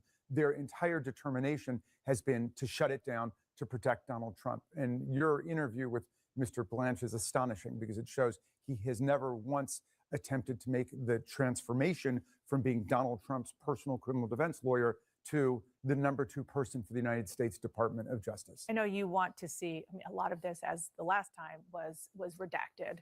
A lot of the victims are upset that it looks like they were protecting the people who were, the men who were involved. Yes. And not necessarily them. But I know that the Justice Department, he said in his press conference Friday that people like you and other members of Congress could go and see the unredacted documents. Are you going to do that? And Absolutely. What are you going to be looking for? We sent them a letter, and so we're demanding a right to do it. I hope that the Department of Justice will keep to its word and let us in there. Remember, they've said there are 6 million potentially responsive documents there.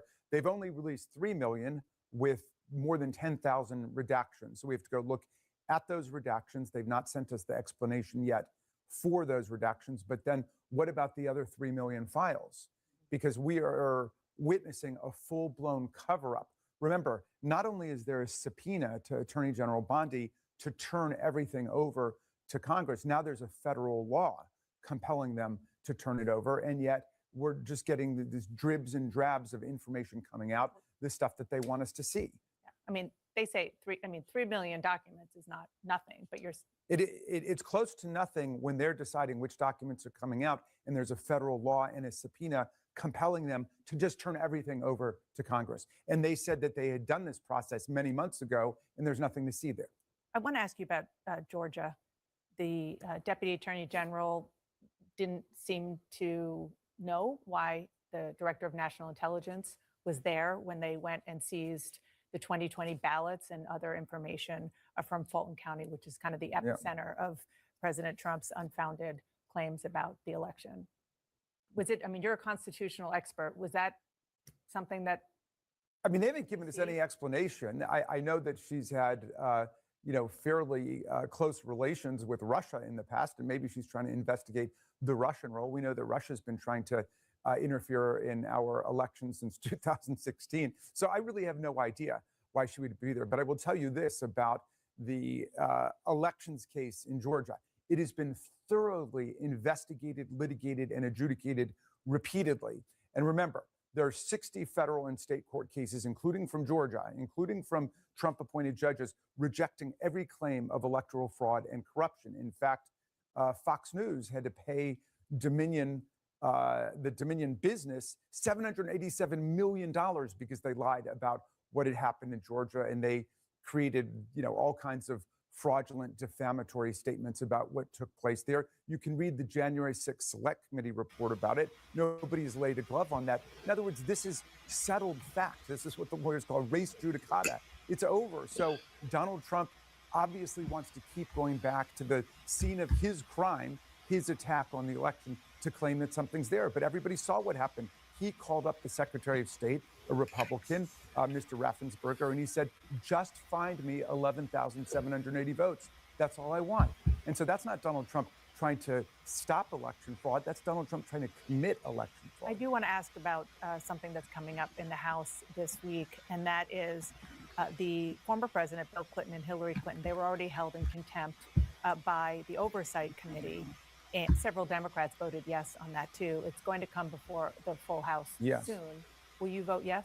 I mean, I will vote yes on contempt against them and anybody else as long as Pam Bondi is part of it. And the Democrats on the Oversight Committee raised Pam Bondi. Remember, she's got millions of documents that she is legally compelled to turn over under a month-old subpoena and under federal law, and she's not doing it.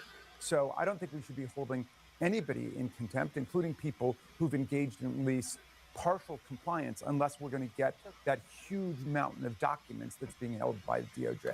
So presumably Republicans are not going to do that. Well, if they're not going to do it, then they're not serious about investigating the Epstein files, and that's what America wants. So you vote no on the question? I will definitely vote no on any partisan measure, one side or the other. I want all of the information from everybody, and I want everybody to come forward and comply, including Ghislaine Maxwell, G-Max, the sexual predator who Virginia Giuffre said opened the gates to hell for these women and for these girls. I wonder if Mr. Blanche has even read Virginia Giuffre's book about what happened, Nobody's Girl. He should go ahead and read it and try to understand what he's doing, because he's acting like his only interest in the whole event is to protect Donald Trump. These viral paleo belly beats are on. Todd Blanche had no time to read her book. He was too busy setting her up in a cushy prison. The convicted S.A.er. Now, let's talk about the Board of Peace. No. I want to talk about this first. I must talk about 4547 is suing the federal government for what price? A drum roll, please. Oh, wait a minute. I think I have a drum roll. Let's see how much 4547 is suing you, the American people. Where is my gun? For how much? $10 billion. If you are unaware that your current president is suing the American government for $10 billion to put in his pocket. Why would he be doing that? He says because his tax returns were leaked. He's suing the IRS and the Department of Treasury because in his last administration, his tax returns, many of which if I remember correctly, showed him paying zero in taxes, and I do believe I remember there was one tax return that showed that this alleged billionaire only paid $750 in taxes. He said that was an illegal leak. Come to find out, that is not true. And who is he suing? He would be suing. He would be going up against his own Treasury Secretary Scott Bessent. We know Scott Bessent, who doesn't find a reason to support the lies of this administration. So, do you think that Scott Bessent is going to put up a valiant fight against 4547? Or do you think that the American people are going to be on the hook to pay 4547 billions of dollars for this allegation that his tax returns were illegally leaked? Let me get into this story because you have to hear this. Now, it is aside from that story itself, 4547 has come out days after filing of this lawsuit to get 10 billion of your American tax dollars put in his pocket. He's also come out and said that he himself would more than likely be the one who negotiates how much he gets. So he's going to be suing you for your tax dollars, and he is going to be the negotiator. Isn't that interesting? Let me find Let me Let me find that story I have for you. I definitely want to share. Let me find this real quick.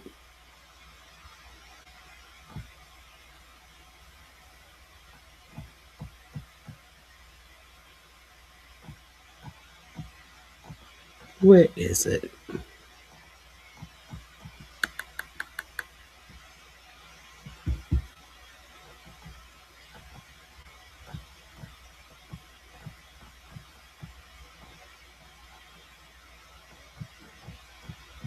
Hold on one second.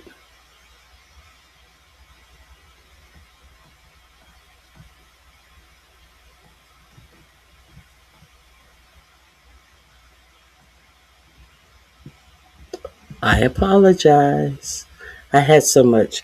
I've been off for 10 days and I have been grabbing so many things that I wanted to speak with you about, but I've already been live for several hours.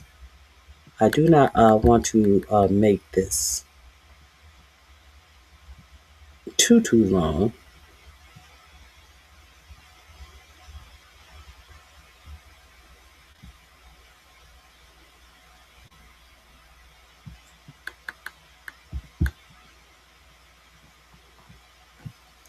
Hold on. Oh, since we were speaking about Don Lemon, uh, let's see how the arrest of Don Lemon worked out for this Department of Justice. Hello, my name is Adam Ferrari, and I'm the CEO of Phoenix Energy. I look forward to you joining us at our next. This I'm joined now department by co-founder and This Department of Justice is quite a failure at all of these bogus cases that they bring up. Since you guys wanted to talk about all the illegal things that Don Lemon did, and Don Lemon, he went into a church and invited. I thought that the mantra of churches were "Come as you are," all the ye who are heavy laden, and you are to go to the Christ, and he will relieve all of you heavy laden people. But Don Lemon needed a invite. Get the fuck out of my face with this dumb chair shit. of Democracy Defenders Fund, Norm Eyes. And Norm, thanks for joining me. Thanks for having me, Brian. So, Norm, we witnessed a pretty chilling scene today where Don Lemon was arrested by Trump's Department of Justice. So, Norm, I want to talk about the legal aspects of this first. Do you believe that the charges that Don Lemon is facing right now are actually going to be successful in their prosecution attempt? Brian, this is not going to work as a prosecution because of a little obstacle known as the First Amendment. Don Lemon was simply doing journalism. It is no crime if I cover the Palisades fire in Los Angeles. Are they going to charge me with arson if I'm at a camera crew outside of a bank? Do I get hit when it's being robbed? Do I get bank robbery charges? I mean, for you, Norm, specifically, I wouldn't put that past the Trump administration. Well, they've tried and failed, Brian, and I just don't think that this is anything other than an act of bullying. We've already had a judge, and no conservative, an Antonin Scalia clerk, Judge Schlitz, the chief judge of the federal district courts in Minneapolis. He said there's no evidence to charge Don. They tried it once. They tried doing a criminal information.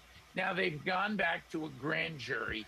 But Brian, you know what they say, a grand jury will indict a ham sandwich. Yeah. This is an extremely non-kosher ham sandwich. This is some rotten non-kosher ham that they've got here, and I think it's going to be thrown out. So talk to us a little about the mechanics of that, because I know that folks are saying, okay, you have a district court judge, a conservative district court judge, who already said that there's no basis to bring this case. And so how could they go to a grand jury and indict him anyway? Can you talk about a little bit about the mechanics of the criminal investigation versus grand jury? Yes, and there's two ways that prosecutors can charge a case. One is they can themselves issue a criminal complaint. And that is what they initially tried to do with Don Lemon. That failed. A magistrate judge in Minnesota, a federal judge, said there's no crime here. And then the chief judge affirmed the same thing in a very complicated procedural posture where DOJ was trying to force the judges to accept that criminal complaint despite a lack of probable cause, a lack of a sufficient minimum basis for the case. Then you have a second way that you can prosecute, and that is known as an indictment. That is where you go to a grand jury. And that's what they've done with Don here. But you know, there were grand juries that put forward the bogus charges against Tish James and Jim Comey, and ultimately a judge scrutinized those on different grounds than Don. Don will be First Amendment grounds. Judge scrutinized those. We filed a brief on behalf of former judges saying, throw them out. And that's just what happened there. And that's what's going to happen here too, Brian. First Amendment protects journalistic reporting. So I want to talk a little bit about why the administration is doing this.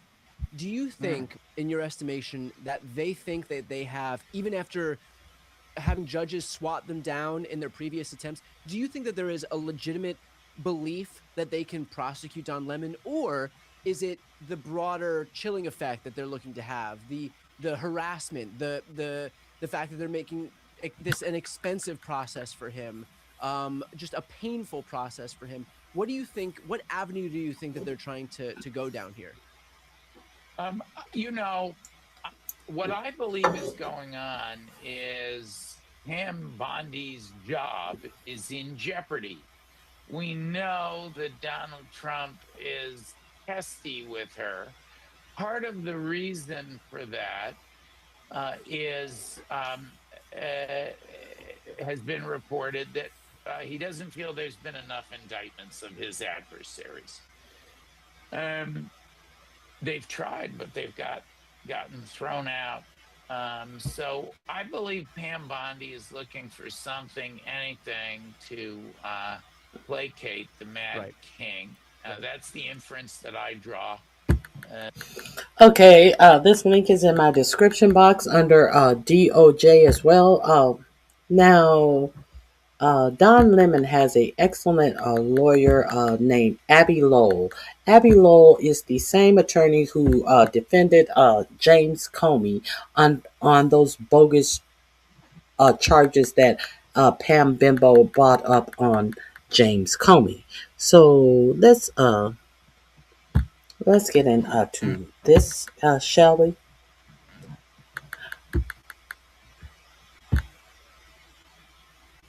With me, she says very clearly, Adam, that she believes that this started in Los Angeles and it's part of an ongoing effort of Donald Trump's to erode democracy. I think all of Donald Trump's actions over the past year have been an attempt to erode democracy, and he's becoming increasingly desperate as we head into the midterm. So the attacks on the press are attacks to make sure there's not transparency. Attacks on college campuses or colleges, it's to make sure that critical thinking students aren't coming out of these colleges to debunk the administration. He attacks law firms, he attacks any single check, and this is a perfect example of him trying to push a chilling effect within independent journalism. So Don Lemon is an independent journalist. I think independent journalism is incredibly important, and it's the one variable this administration hasn't really gone after super hard. So now he's targeting not only Don Lemon, but multiple other people in order to create this overall chilling effect, which erodes democracy. Abby, can I pick up on something that Mayor Bass said? I live in Los Angeles, and so very aware of the presence of ICE and what it had been there during the time that she was referring. But I want to talk about what she said in terms of mentioning why we need to remind ourselves of the racial element of this. There is a reason why I think a reason why Donald Trump not only picked independent journalists, but black journalists in particular. Clearly, we know there's no love lost between Don Lemon and Donald Trump. That he's been very critical of the president. The president they've gone back and forth. But if we go back and undo all the layers of all of this, it was black journalists that were really at the forefront of calling Donald Trump out, from the birtherism movement throughout a lot of the things that they saw early before the rest of the press really picked up on some of the things that concerned a lot of black journalists. Hello, me, who also called out Donald Trump in 2017. And the reason why I think he picked these particular journalists is being independent. You don't have the backing of a CNN. You don't have the backing of a big network. The other part of it, too, is that if you can make them the face of this issue that is happening in Minneapolis, we know that given some of the racial issues that we have in this country, it is likely to have a lot less sympathy because they are journalists, one, and people hate the press, and two, because they're black.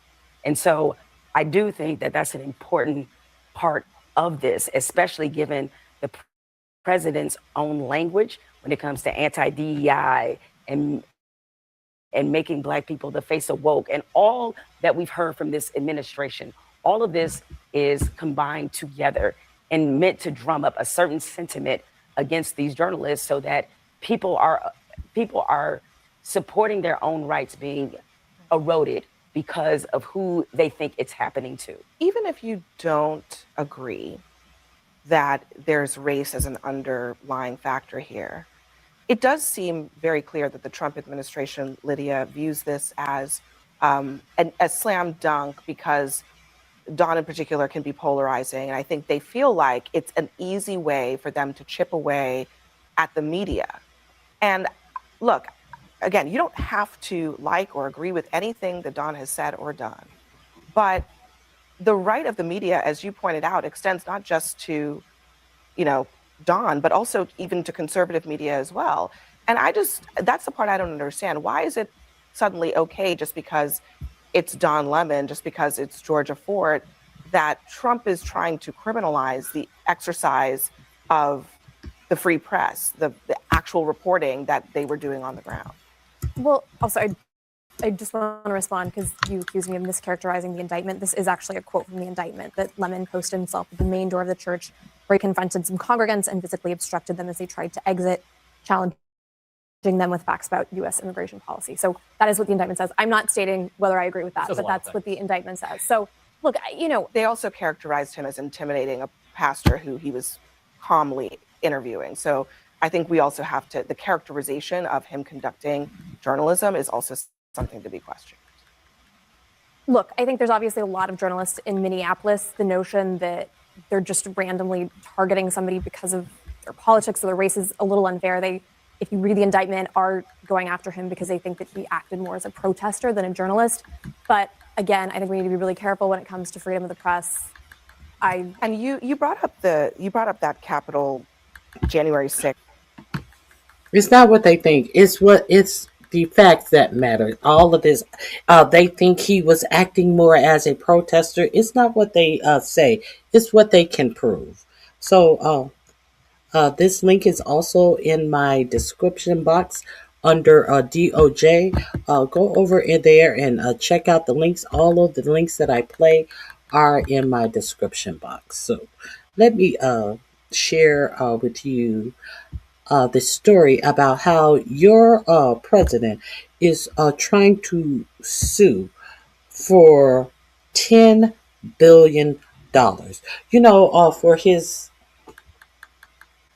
For his tax returns getting out. Those tax returns that all presidents disclose prior when they're running for office, those things that they disclose themselves, that thing that he didn't disclose the first time he was in office because he said that he was under an audit and he would be releasing them after the audit was over.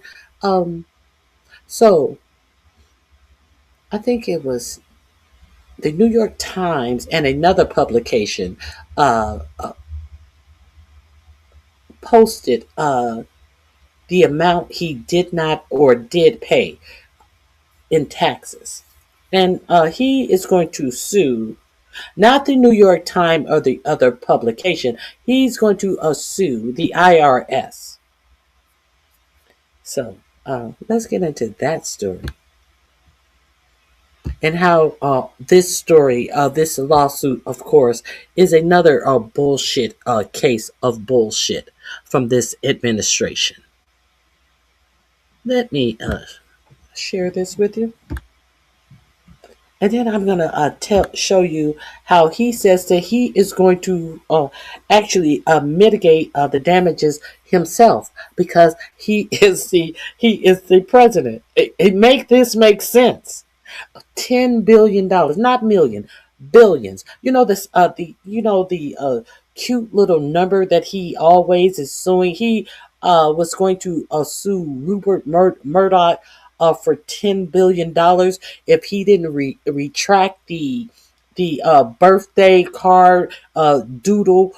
He said that he doesn't doodle, and he was going to sue Rupert Murdoch for $10 billion. Have you heard anything more about that suit?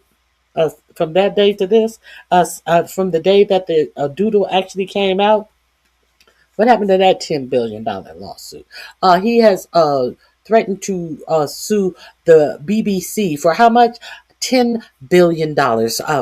So let's hear about what he's trying to put you, the taxpayer, on the line for $10 billion. This will be in my description box under a 10 billion. Being leaked to the press. In his lawsuit filed yesterday, Mr. Trump and his two sons, Don Jr. President Trump is suing the IRS and Treasury Department in his personal capacity for $10 billion, alleging the IRS failed to take the necessary steps to prevent his tax records from being leaked to the press. In his lawsuit filed yesterday, Mr. Trump and his two sons, Don Jr. and Eric, claimed the agencies caused reputational and financial harm, public embarrassment, and unfairly tarnished their business reputations. Back in 2024, a former IRS contractor was sentenced to 5 years in prison after pleading guilty to leaking the tax records to the New York Times. The suit raising major questions about conflicts of interest given the president controls the IRS and Treasury Department. Neither agency responded to requests for comment, and today, President Trump ignored questions from reporters about the matter. Joining me now is former U.S. Attorney and an NBC News legal analyst, Carol Lamb. Great to see you, Carol. Thanks so much for being here. So the president is suing the Treasury Department in his personal capacity, but could that still potentially be seen as a conflict of interest? Hi, Kristen. Well, sure, there's a very, very clear conflict of interest here because, as we now know, the president can hire and fire the heads of the IRS and the Treasury Department at will. So where does that leave us? You know, this is a lawsuit that was filed on the very, very last day that the president could file this lawsuit, even arguably, because the statute of limitations for filing a civil law the IRS under this statute is only 2 years. He doesn't have a really great argument for waiting so long. He claims he only got official notice of this leak from the IRS on January 29th of 2024. But I mean, let's face it, he's known about this since 2020 at least. So it's not a very good argument. And there are lots of good defenses to this lawsuit. And the $10 billion, that's just media attention. I mean, there's no real basis for the $10 billion that he claims are a loss of reputation. That's just a big figure he wanted to put out there. But the real question, as you point out, is who is going to defend this case. It would usually be some group of lawyers between the Justice Department and IRS and Treasury, but they all report to President Donald Trump. So, you know, where does it go from here? And precedent for a judge, a federal judge, to appoint somebody to represent the defendants if he feels or she feels that there is not an adversarial relationship because there is such a conflict of interest, and that's where we might go here. Well, Carol, let me ask you, because what kind of a precedent would this set if the Treasury Department did wind up paying out $10 billion to the sitting president? Of course, that's a terrible precedent, and we've We've seen that sort of situation before, for example, with the Eric Adams prosecution, where the Department of Justice was instructed, or the line prosecutors were instructed to drop the case against Eric Adams, the mayor of New York, so that the Trump administration could kind of keep him on a line to do its bidding with respect to immigration.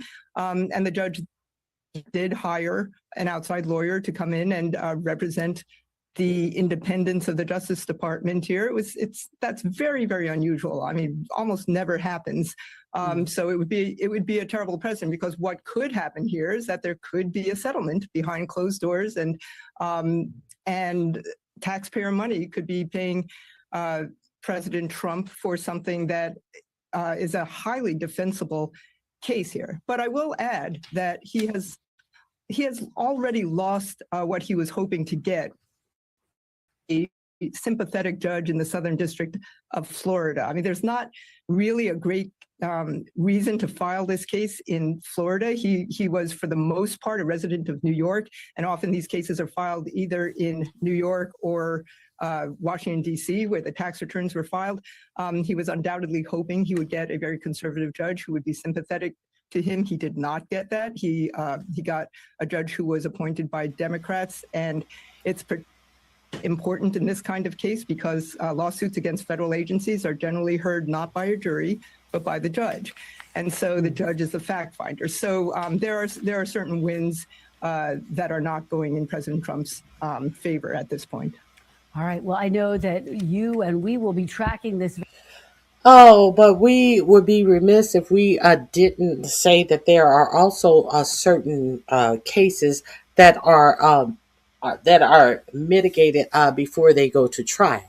So it appears that 45-47, since he has pulled a judge who may not be favorable to him in this case,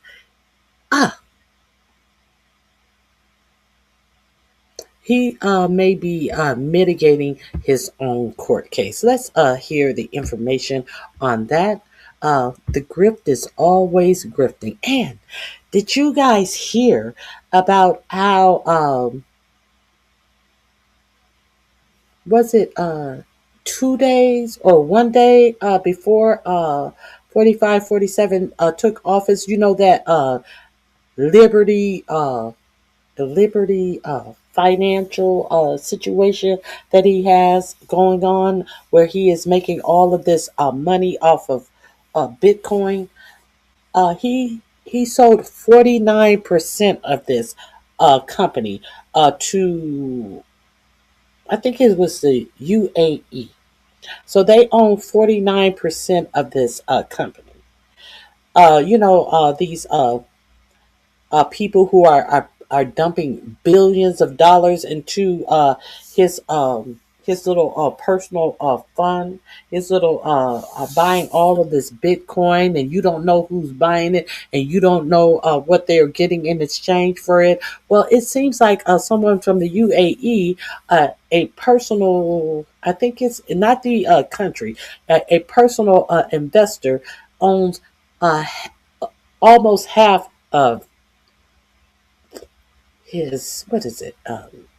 His fucking, what does he call it? You know, it's always some fake ass patriotic name, Liberty Financial. We'll get to that. Let me finish this story first.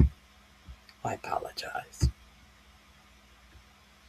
It's just so much. It's so much grifting and so little time with this administration.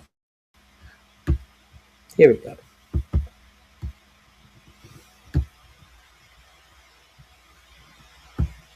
That he is suing the federal government to settle with himself. And probably one of the most corrupt statements you'll hear, but really no one's batting an eye. So on Air Force One, he's speaking to a press gaggle. He said about his multiple lawsuits against the federal government, he's suing the IRS right now for $10 billion. He said, quote, "I'm supposed to work out a settlement with myself. We can make it a substantial amount. Nobody would care because it's going to go to numerous very good charities." So he's suing the federal government.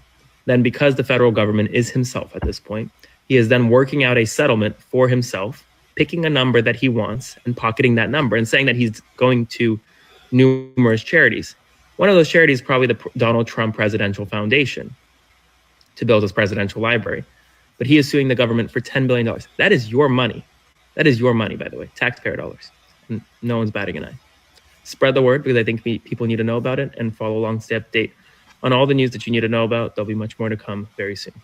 We have some news right now. Donald Trump just admitted that he is suing the federal government to settle with himself. And probably one of the most corrupt statements you'll hear, but really no one's batting an eye. So on Air Force One, I'll probably settle it myself. It can be for a large amount of money, but no one will care because it's going to charity. If you did not know that, I guess, what is it? Barry Weiss. That's the bitch name who I was trying to figure out what that funky cunt's name was. Barry Weiss, who they put over CBS News, who is tanking real news stories unless the administration sycophant lunatic Stephen Miller get a chance to put his spin on whatever story that CBS Legal has already said is good to go, and she is withholding these stories. Is this bitch giving you this information? How is that bitch reporting this shit on CBS? They said that CBS ratings are tanking, are in the trash can. So they haven't. Barry Weiss has a fabulous idea. She is going to hire more conservatives, more of the sycophants, liars, to be on CBS News. So just giving you that information as well. So how will CBS News report on this? How will Fox News report on this? Will they even report on this? Please make sure you hit the like button. This is news about you and how it will affect your life. Okay, that's all I am trying to give you is some accurate information. Now, I think there is something else. There is definitely something else I want to share with you. Let me get to it.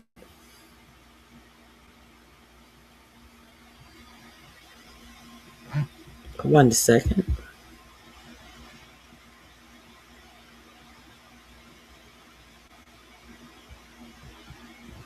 Here we go. Let's talk about the border peace. If you guys are not familiar with the fake ceasefire that they did over in Gaza and with Gaza and Israel, where if there was no signage of any peace agreement between the two countries. Now, you remember they said that they were going to appoint a board of peace. It was very vague on what the board of peace is. Now, they said that Tony Blair, 4547, and I think I can't remember the third person, would be over the board of peace. So now it seems like they're putting the board of peace together. And you know what the board of peace is compiled of? It's compiled of nations who have who are not part of the G7 at all. I believe Russia is a part of the board of peace. Vietnam, and what is all of these? What does it take to be a part of the board of peace? It takes for $1 billion, you can be a part of the board of peace forever. However, forever is forever, ever. And I forget how much it is to be a part of the board of peace for 3 years. But for $1 billion, it's supposed to be a forever situation. But you know the strange thing about all of this about the border peace, none of them are our allies or who are a part of the border peace. It appears to that 4547 is trying to get the United States hooked up in a whole nother arrangement with people who are willing to pay. And the thing about this payment is they don't tell you where these billions of dollars are going either. Did you know that about this administration? Do you understand how fully and completely this administration is separating the United States from any allies and cuddling up to people who have not routinely been our allies? But uh, but what you need to know is uh, it is it appears to be that 4547 is going to make sure that he and his family and whomever else he deems important enough are making sure that they have enough cash ready for an exit plan. Will you, the American citizen, have an exit plan? You know, there was a a a cold front that swept a lot of the United States, and I am looking out at people begging for money to buy bread, to buy salami, to buy shit that you should already have in your house. I have spoke to you guys many a time how it is important that you have an emergency kit. An emergency kit does not consist of perishables. Now, if you have absolutely nothing, if you have heard for weeks that there is going to be a cold freeze, it would appear that you would make preparations prior to the day before this emergency weather is going to hit your home. But you know, America loves uneducated people. So you got a lot of dummies out here that figures like, hey, I can go on social media and hope people hearts bleed for me and cash app me things that I will need for my own sustenance. Make that make sense. But it appears that 4547 is going to make sure that he has an escape route, an escape plan, some escape money to get out of these situations that Americans will find themselves in very shortly. As all of these nations are divesting in our bonds, as the U.S. dollar is fucking less valuable than it was the past in 30 years, the lowest value in over 30 years. Do you guys understand that this is a major grift? Nobody's even telling you that this motherfucker is talking about settling a $10 billion dollar suit himself. And all of this type of serious shit is being ignored. Okay. I think I digressed. I digress. Let's where was I? What did I want to show you? I wanted to show you.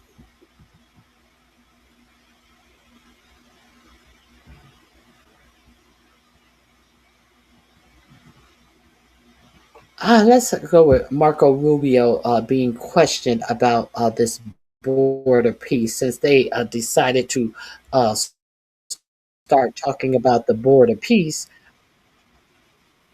Let's see exactly what Rubio has to tell Congress about the border peace. Let me share my screen with you.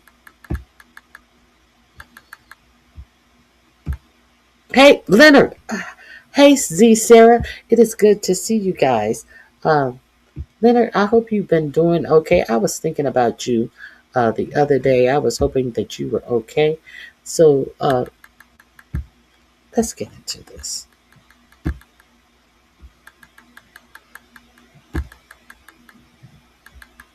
And here we have Marco Rubio with all of these strange mouth motions, looking like he's fiending for a rock or some powder or something.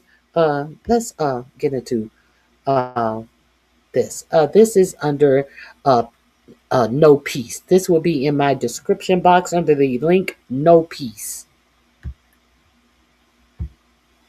Information on the Board of Peace. Do you commit to informing us about what the heck this is?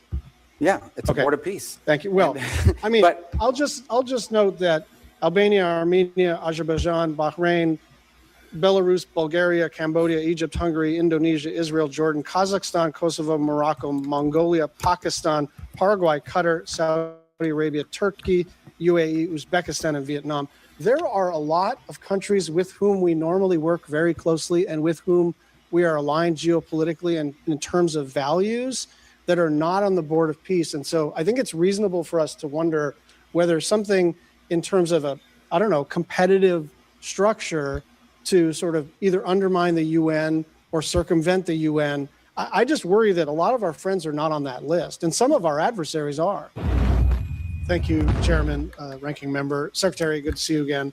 I want to ask about the oil. Under U.S. law, funds received by the government must be deposited with the Treasury. Earlier, you testified that the funds are being held short-term in Qatar and then will move to a Treasury blocked account. What is the statutory authority for the administration relying on Qatar to hold the funds? It's not our funds. The funds are in an account that's owned and signed. It's an account that belongs to Venezuela, but it has U.S. sanctions as a blocking mechanism on it. And one of the primary reasons why it was in a third country initially, until we could create the mechanism to move it to a U.S. Until we can create a mechanism to move it to the U.S. But you conveniently created a mechanism real quick to put it offshore in a bank account in Qatar. How many nations have money in the World Bank that have sanctions on them already? How many nations have joined the BRICS because they feel that they are tired of the U.S. being able to put sanctions on their money for from any old reason that they choose to, so therefore they do not have to stockpile American dollars and they can trade with the BRICS with their own currency. So are we pretending like the U.S. Bank has not been able to put sanctions on other nations' money as they sit in United States banks? Is that what he's trying to tell you? See, because he thinks that Americans are stupid. He thinks that all of you are stupid and you don't know that there is already a mechanism. So he just wants you to think, we had to think of a mechanism real quick because we were selling that oil off hand over fist as soon as we got in there. It's not there. It's not our money. It's the Venezuelans' money. But it has a sanction on it. And wait until you get to the sweet spot. If it's Venezuelans' money, how come it can't be in a bank over in Venezuela? He's trying to protect it from creditors. Wait a minute. So you trying to tell me that y'all got Venezuela, y'all selling their oil, y'all making money for them, and y'all still trying to stiff the people that Venezuela owe? What? Oh, this is the Trump administration. This is the administration of the man who gets all of this work done and then try to pay the artisans or the craft people half of what the amount that was quoted, and he will keep them tied up in court until they get tired of paying out all of this money to lawyers. So maybe they would, sell something, get a profit, and try to cheat the creditors. And Marco Rubio is going to tell you that they put it in Qatar because they don't want people that Venezuela owe to come and get the money. What kind of thinking is that? presence is twofold. One, we have an issue we're working through on recognition. What is exactly, you have to recognize a government, but we don't recognize this government. We recognize the 2015 National Assembly. So we have to find some creative way legally to meet that standard. The other is, frankly, creditors. If any of that money touched a U.S. bank, even if it was an account in the name of the Venezuelans, it would immediately be seized upon by a number of creditors who eventually we'll have to take care of. But in the short term, Well, if you're going to eventually have to take care of them, how come you're not taking care of them now? If the money get into a U.S. bank, we're going to have to take care of creditors. We're going to eventually have to take care of them. But we just found a solution to put the money offshore in Qatar. He really thinks that the American people are so dumb. Maybe you guys are. Maybe you guys are. Because you always are talking about Democrats.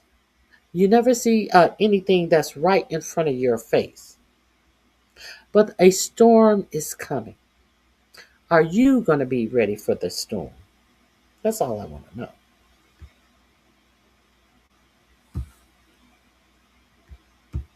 that would impede the ability of the Venezuelan authorities to receive the funds they need to operate. So do you have I mean, this is what I'm trying to get at, right? Either it's American money, in which case it's subject to the Miscellaneous Receipts Act, and there are all kinds of things that attend to that. You're saying it's Venezuela's money, but it does sound like, according to the EO, according to the president's statements, you are in charge of that money. What authority are you relying on to be in charge, almost in a sort of receivership kind of arrangement of how funds are both received and expended for a foreign country? Like, wouldn't you have to come to Congress to establish that kind of relationship? Well, no, because the money never enters our hands. We only control the disbursement of the money. We don't control the actual money. Sure, but we only control the disbursement of the money. We don't control the actual money. The actual money, the actual dollar bills are over in Qatar, and it actually belongs to Venezuela. But we have to recognize the government, but we don't recognize the government. So, but we get to disperse. We are clear that we get to disperse where the money goes. That's the most important thing. And we don't have to go to Congress. We have decided that no, we do not have to be lawful in this administration. Let's continue. Comes into our bank account. Do you think that you have somewhere in the statute or the Constitution the authority to control disbursements of a foreign country? Well, they've agreed to this. And that's the key. They've agreed to this arrangement in which the sanctions that are placed on this oil is what blocks its distribution. So we've agreed to release sanctions and allow the disbursement of the funding as long as they're spending it in a certain way. So I understand it's novel, but it's the best we can. We agree to release the sanction of this money as long as they're spending it in a certain way. What certain way would that be? Not to repay creditors, because if we put it in an American bank, there will be creditors coming in. But we're going to allow you to spend it, not pay your creditors, as long as you spend the money in a certain way. I understand that this is a novel situation. Is that what we call illegal? A novel? We call illegal shit something that's novel now. To put a cute little word on some shit that if it is not illegal, it should be illegal because it definitely sounds illegal. We call that a novel. Come up with oil is what blocks its distribution. So we've agreed to release sanctions and allow the disbursement of the funding as long as they're spending it in a certain way. So I understand it's novel, but it's the best we could come up with in the short term to ensure that they're. Is there a written agreement that memorializes this? And I believe there is, and there will have to be one most certainly once we transition that to U.S. accounts. Secretary, my understanding is the committee doesn't have this agreement. Well, I can. Is there an agreement, a written agreement? Yes, yeah, and there will have to be one. If we no, there's not. No, there's not. This is bullshit. If we do or we don't. Yeah. We do And you not probably have that. wouldn't because it's a Treasury matter. Treasury's handled it, but I can most certainly talk to Treasury about providing you the information. Also, you're on- the Now, he's the Secretary of State, but you probably wouldn't have one. The shit that we're supposed to come to Congress about, and we have created a way to avoid coming to Congress so we can do whatever we want to do with this Venezuelan money. Well, I'll talk to Treasury and make sure you get one. Well, if you felt that it was important for Congress to have one in the first place, wouldn't you have already made sure that Congress had one? This is what your administration is up to. But what are you going to do when the storm hits your life personally? Because a storm is coming. National Security Advisor, so you do have a role here in coordinating between the department. So it's not just like you can punt this to Treasury. Yeah, I just didn't bring the document with me. I got it. Okay. I just want you to land it and get it to the. I'll make sure Treasury get one to you. And when he's like, no, it's not Treasury responsibility. Well, I'll make sure I get it to you. Which is it? You are the one who have to approve Treasury to get the document in writing to him, or you just didn't bring the document with you. Which one is it? Because I'm really confused on what I'm hearing here. You understand that you were responsible for bringing the document in writing, but you forgot to bring it. I forgot to bring it. But first you said that it's done via Treasury, and you would not have the document because it's done via Treasury. And I will talk to them and make sure you get one. Did we hear this properly? But we got to hear the bullshit. Agreement? Well, I can. If we do or we don't. Yeah. We do And you not probably have that. wouldn't because it's a Treasury matter. Treasury's handled it, but I can. You probably wouldn't have a document because it's a Treasury matter, and I will talk to the Treasury to make sure you get it. Only to come back and follow when he is told, no, motherfucker, we're supposed to already have this document. Oh, well, the reason you don't have it is because I forgot to bring it with me today. Gosh darn it. All of these aides I have, I can't get nobody to go run to my office and get this alleged agreement that we have in writing signed by God knows whom. I can't send anybody to fax it over. I can't send anybody to copy an email. No, I just forgot to bring it with me. After I lied and said you probably wouldn't have it because it's a Treasury department thing. If we do or we don't. Yeah. We do And you not probably have that. wouldn't because it's a Treasury matter. Treasury's handled it, but I can most certainly talk to Treasury about providing you the information. Also, you're the National Security Advisor, so you do have a role here in coordinating between the department. So it's not just like you can punt this to Treasury. Yeah, I just didn't bring the document with me. I got it. Okay. I just want you to land it and get it to the committee because you're being transparent. I think this is novel. I think it's funky. I think it may not even be permissible, but I don't know until I see the document. And I'd like you to just land it for us, if that's all right. Yeah, no, like I said, and by the way, by the time I get it to you, hopefully we won't even have that account anymore. It'll be in a bit more traditional, where we can use our sanctions as leverage on how the money's being spent. I'm just going to move on to a couple of other issues. Your comments that Havana should be concerned about the Maduro operation is fueling speculation that this administration will turn its sights to Cuba next. Will you make a public commitment today to rule out U.S. regime change in Cuba? Regime change? Yes. Oh, no, I think we would love to see the regime there change. We would like to, that doesn't mean that we're going to make it change, but we would love to see it change. There's no doubt about the fact that it would be of great benefit to the United States if Cuba was no longer governed by an autocratic regime. But you know what we mean by regime change. We don't mean, I wish someone else were in charge. When we talk about regime change, we're talking about using the power of the United States, usually kinetic power, but often other kinds of coercion.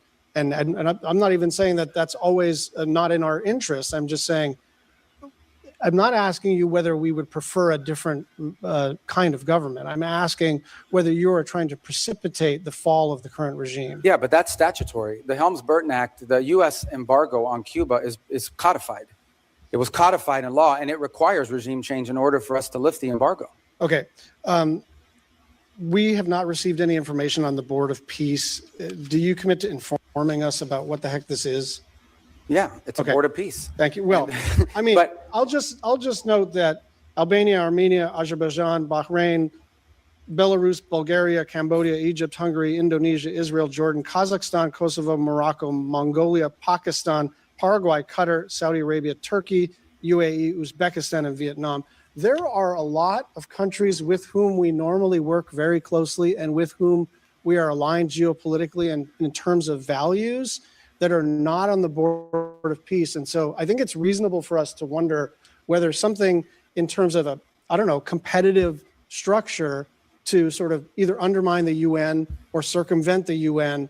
I just worry that a lot of our friends are not on that list, and some of our adversaries are. So to 2 points, the impediment that they have is, first of all, it was chartered by the UN. I mean, the UN, it's a UN resolution that actually created the mechanism by which the board was set up. And the primary and sole focus of that board right now is to administer phase 2 and phase 3 of the plan in Gaza.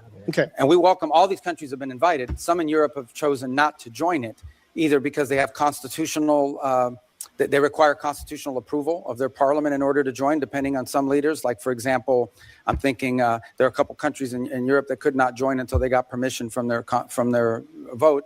In other cases, because they are concerned about what you just pointed out, they are arguing, they want to know, is this a replacement for the UN? This is not a replacement for the UN, but the UN has served very little purpose in the case of Gaza, other than the food assistance. Can I just move so we think it's critical to have something that's in charge of that. One final 10-second question. We are hopefully about to enact appropriations law either this Friday or soon after that. And I just want your commitment to work with my team and anyone else who has jurisdiction on the implementation of the SFOPS bill. Yes, of course. And we're very happy you're about to pass it. Even if you pass none of the other budgets, you should pass that one. Thank you. I agree.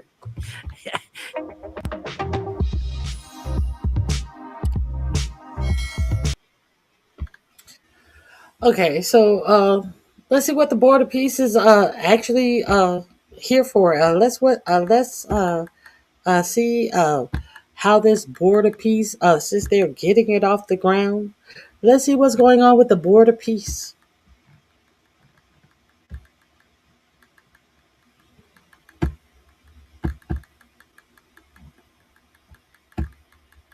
Oh my goodness. Consequential bodies ever created. And it's my enormous honor to serve as its chairman. I was very honored when they asked me to do it. We had an idea to do it, and then they came. They said, you be the chairman. Yeah, I had an idea, and then they came. But, like, who are they?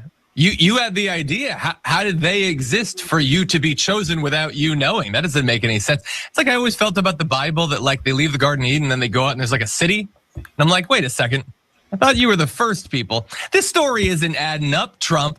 But as surprised as he is pretending to be about being chosen as the chairman of the Board of Peace, I was surprised at some of the new details that are coming out about it. Everything we've already known, super suspicious, but more and more is coming out. There are still a few key details that I really want to discover the truth to. But here's what we know so far. The board's charter, which he hasn't publicized, but which the Times of Israel obtained and published, doesn't mention Gaza at all, which seems strange considering that it's going to have control of Gaza eventually. And that was supposedly the reason that they created it. They just forgot to mention it, weirdly. Now, the members of the board will consist of whichever heads of state the chairman, Donald Trump, chooses to invite. Their terms of membership will last 3 years unless they pay the board $1 billion, which we've known, which would buy them lifetime tenure. Now, there are a lot of additional details that have come out. You know what hasn't come out? Where that money will go. There's literally no details, including in that charter, about where that money goes and who controls it. I mean, we all know exactly where it's going and we know who's going to control it. But when I remind you that the chairman is Trump, not the president of the United States, him individually, and he will continue to be even after he's no longer president, are you going to be shocked to find out that it goes directly in his bank account? I personally will not be. Now, the board is going to decide policies and declare resolutions by majority vote, but the chairman, Trump, gets veto power. Like singularly veto power over all of it. He can also initiate measures unilaterally, like he doesn't need anyone else to be on board. He can eject members, I guess even if they paid the $1 billion, and he gets to choose his own successor. It's not even like he starts it off, but then eventually there's a vote. I mean, look, this body is ridiculous. And that's the main reason I wanted to talk about this. And I want to talk about how much more ridiculous it's going to get in about 2 years. But like, even while it's operating, how humiliating for any country to take part in this, let alone to pay Donald Trump $1 billion. It's utterly meaningless. There's no enforcement mechanism for literally any of this. Every one of the countries that's on that board is also on the UN. So what are they going to do if they decide to do something that the UN has voted against? How's that going to work? How is any of this going to work? Why would any of this actually work? So anyway, none of the states that have signed up, by the way, while they are on the UN, none of them are on the Security Council. So it's none of the generally thought of like the biggest, most militarily capable and powerful states. None of the Western European states have signed on, at least right now. And it's not at this point unknown whether any of them have paid the $1 billion. I hope they haven't, although, I wouldn't get mad at them for taking advantage of a massive bribery loophole if they could. But here's the more ridiculous thing. So him being the chairman, that's obviously ridiculous. You know who else is on the board? Basically all of the worst figures from the Trump administration. So it includes Steve Witkoff, the guy that got him that massive Middle Eastern bribe to his crypto endeavors. Jared Kushner is on the board of peace. Mark Rowan, billionaire financier, which has led Trump's political pressure campaigns on American universities for some reason. Robert Gabriel, a former producer of Laura Ingram's TV show, who is now Trump's deputy national security advisor. And I don't know which part of that is more ridiculous. That he was he's the producer on Laura Ingram's show, and then he became the deputy national security advisor, or that he's now on the board of peace board when he was a producer for Laura Ingram. Look, I love producers. Some of my favorite people are producers. Producer Ashley is one of my favorite producers. I don't know if she should automatically be on the UN Security Council just because I know her or whatever. Like, that seems, there should probably be a test or something. I don't know. In any event, Marco Rubio's on it. But also, so like some of these people hypothetically have influence over policy, right? Okay, Steve Witkoff, he can go and make deals. Hell, he can get Trump billions of dollars. But it's only because Trump is president. Jared Kushner, the only influence he has ever had in his life is because of Donald Trump. Marco Rubio is the Secretary of State. That's why he has power. When Donald Trump is no longer president, why would anyone listen to anything any of these clowns and bozos and weirdos say? Marco Rubio will not be the Secretary of State at that point. Who the hell cares what he says as part of the board? Who cares what Jared Kushner says? Who cares what Steve Witkoff says? And most importantly, who cares what Donald Trump says once he's no longer president? And that is not just me mocking him, although that would be enough for me to do the story. It always has been. Why would any of these countries stay on the board after he's no longer president? And sure, he can choose his successor, but I'm assuming he's not going to pick President Ocasio-Cortez or whatever, or Gavin Newsom. Insert Buttigieg if you want. I know his videos on YouTube have been doing well recently. So why would they take part in this? He thinks this is going to be like the most long-standing and powerful and influential body in world history. Why would it exist more than the next 2.5 years? And I haven't heard any explanation as to why. By the way, can I mention also, Susie Wiles is on the board. His chief of staff, the woman from Vanity Fair. We'll show that picture later on the show. He's on it. Martin Edelman, a New York-based real estate lawyer. Hi, I'm Andy Levian, general counsel at the DNC. We just sued President Trump and DOJ, and I hope you will support. What? Look, there's a lot of stuff that goes on every day, and I'll end on this. That's utterly nonsensical, doesn't make any sense, and I don't know how to follow it. This might be the strangest thing, because I feel like he's setting up a reality show. Like, this doesn't feel real to me. This feels, and I haven't really heard any senators say anything about it. There's nothing being done to stop the money from going right to Donald Trump. Nobody seems to be taking it seriously. Maybe they're hoping that if they don't talk about it, he'll just forget about it. And maybe that's a good strategy. But this seems like all it is a massive source of bribes. When your company is growing fast,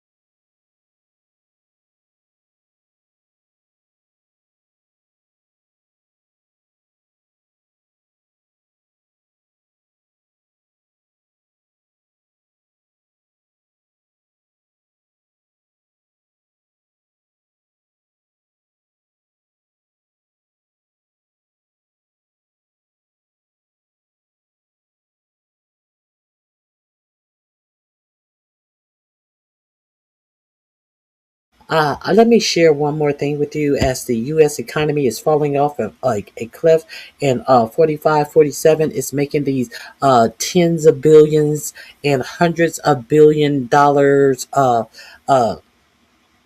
uh, deals and moves and setting up friends and families in positions. These positions that have influence in running the whole world. Cronies. Steve Witkoff is the one who couldn't get to Yemen. Was it no to Qatar quick enough to let them know that Israel was going to strike them with a bomb, but of course not. You know, he's just a realtor. Let me share this with you.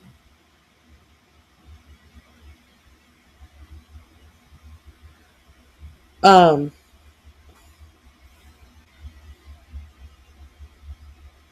Let me tell you something.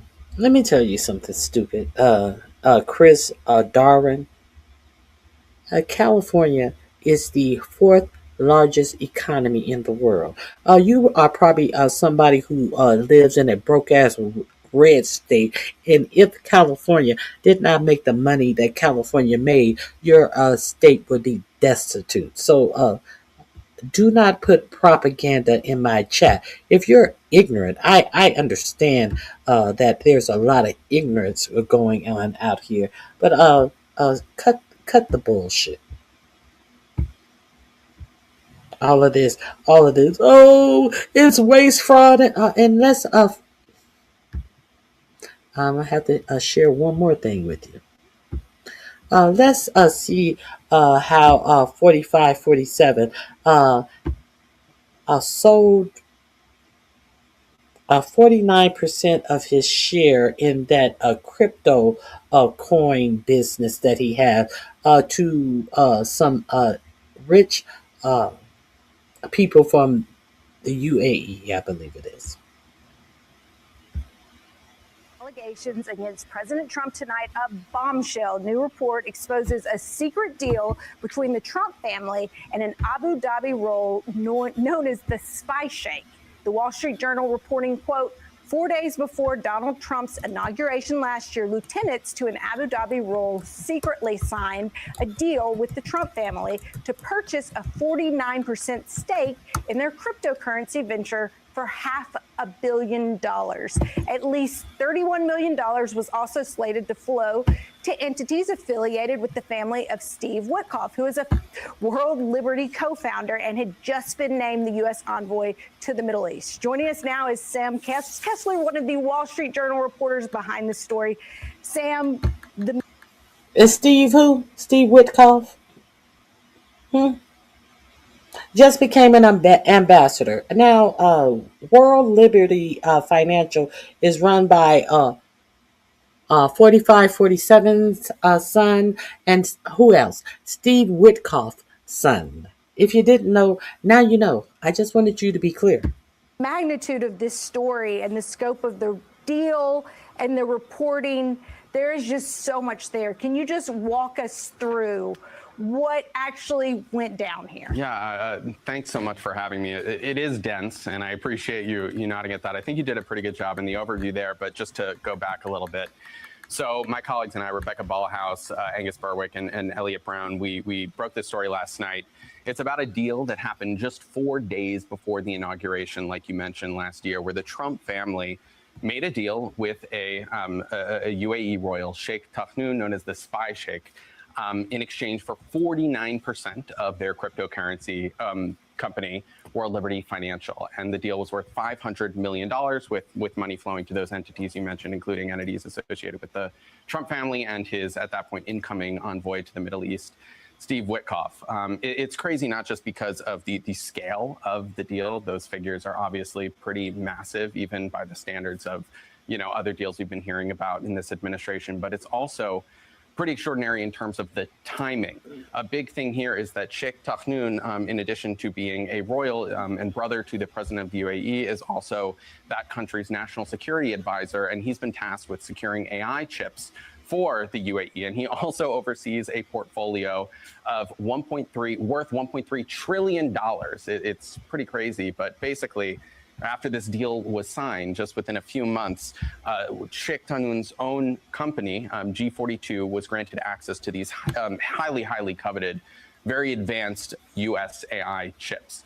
So just the timing there has been a real focus of the reporting. Can you just elaborate a little bit on the significance of that? Like, so it sounds like, if I'm understanding you correctly, the tit for tat or the quid pro quo, whatever, the things that happened coincidentally, shall we say, were that Trump made a lot of money and the UAE got access to a lot of these AI chips. Would they have gotten that access otherwise? Like, I know you're not a national security advisor for the U.S., but like, would that have been deemed to be indication, perhaps, that this deal was going to happen regardless? Well, this was in the United States' interest. That this would have happened absent that deal. So I definitely can't state whether this deal was the factor that led to this chip deal, the latter deal being made. But what I can say is that under the Biden administration, the UAE and in specific Tahnoon's empire, this company G42 in particular, was blocked from access to particularly these chips for fear around national security and in particular ties to China. Now, G42 has denied that those ties it really existed to the extent that the Biden administration might have contended they did, or people during, in that time frame. And they say that they've broken any ties that did exist, before the Trump administration came into office. But this is definitely a different posture towards the U.S. So they said that they broke any of those ties that did exist, the same ties that they said that Biden was exaggerating about the ties, but we broke any ties that did exist before 47 came into office. Here is your national security being bought and sold to the highest bidder.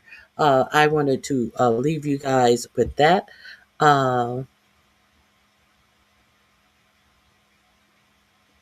Well, there is one more.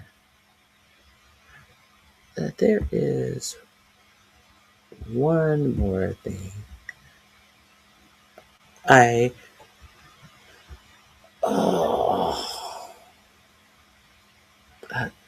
would be remiss if I didn't share this with you.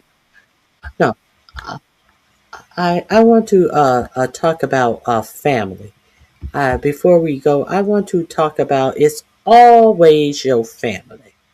Now, we're going to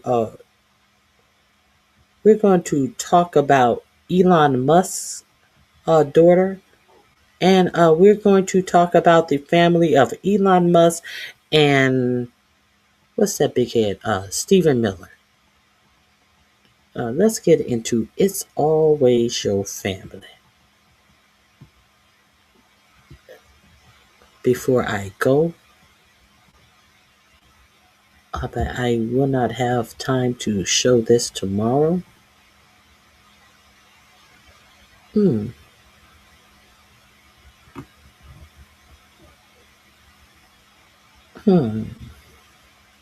Oh, did you guys hear the good news about Nicki Minaj? We all saw Nicki Minaj over the weekend take her stupid ass, pick me ass up to some event with 45, 47 and all of this fake proclamation of he's her favorite and this, that, and the other. And you guys do realize that she was presented with some this gold card or something that is supposed to expedite your citizenships to the United States.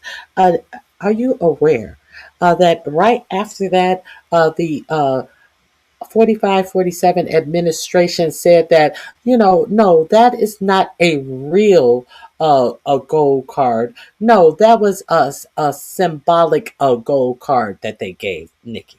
Did you guys know that they had this motherfucker raccoon walking all over television, celebrating her ignorance, and to only later tell you after she did all of her toe tapping that no, this is not a real card, bitch. No, no, no. That's not what this is, ho. This is not a real gold coin, you dumb bitch. This is some foil paper wrapped over bubble gum, bitch. No, you get nothing, you dumb bitch. Y'all didn't know that? If you didn't know that, look it up. It was a symbolic card that they gave Nicki Minaj. Now let's get into the family aspect of it. Hmm. Uh, Here we go. I'll let Steven.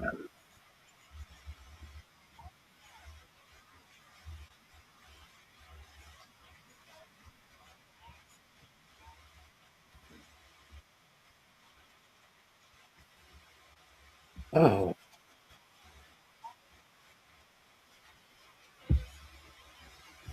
if you guys are not familiar with Sabby Sabs, I think that you should go over there and talk about a watcher.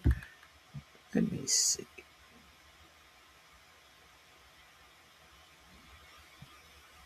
Hmm.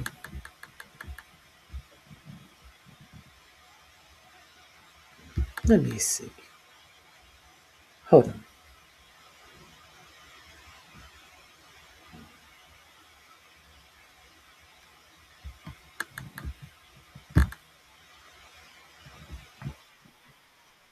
Hold on one second. I may be going in a different direction.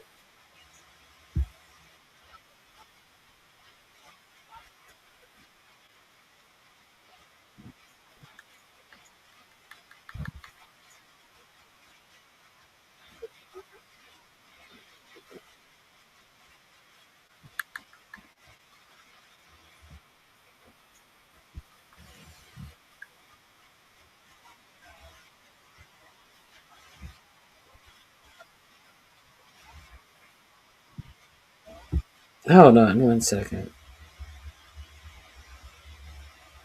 Ugh. Okay.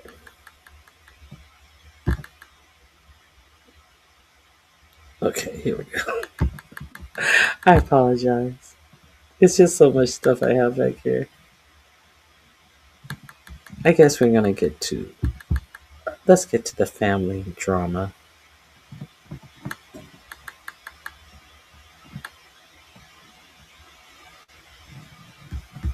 Mm.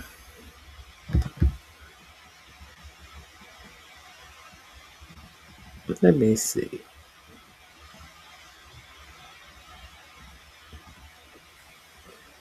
Oh,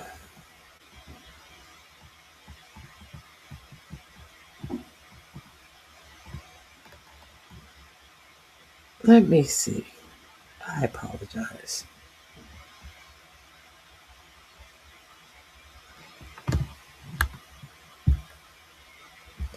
Well, I can't find what I'm looking for. I guess I'm gonna have to come back tomorrow. Oh,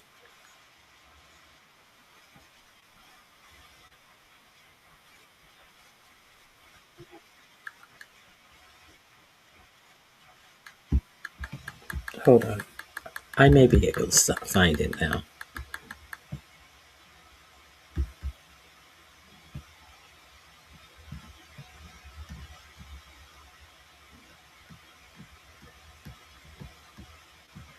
They have pictures of.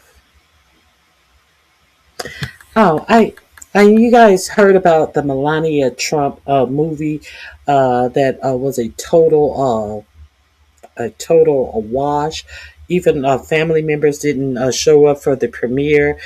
They had some theaters that had two seats purchases. I think largest amount of seats that I heard purchased for any showing was 7 seats. A total fucking wash. Now they paid her $40 million for the story and an additional $35 million to promote the movie. I don't recall any promotion of the movie being done prior to this weekend. I remember hearing about it at the inauguration. I didn't hear any promotions, didn't see any promotion, but also, let me see. $70 million, approximately, she was paid for this movie. At the same time, Jeff Bezos is laying off laying off thousands of his workers at the Washington Post. And did you guys see Jeff Bezos' huge chin? Jeff Bezos seemed to have gone the route of his Madam Puppet Face wife. And Jeff Bezos has a big ass motherfucking. He looks like that dude from Family Guy with the one in the wheelchair with that big ass. Either what is this, Joe in the wheelchair, or what's his name, Quagmire.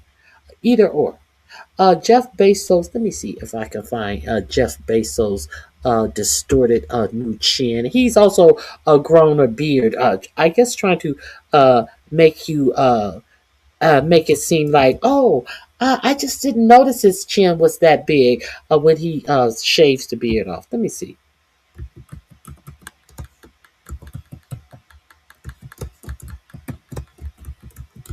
Let me see if they have it.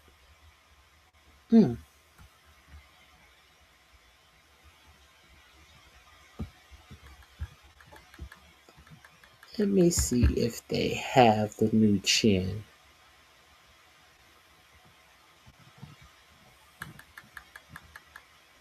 Nope. Not here. Who had that new chin?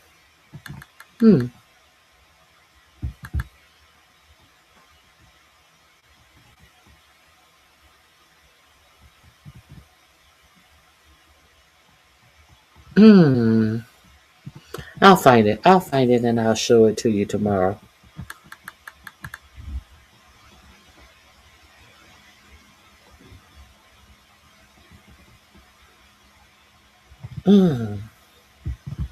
Nope, I can't find it.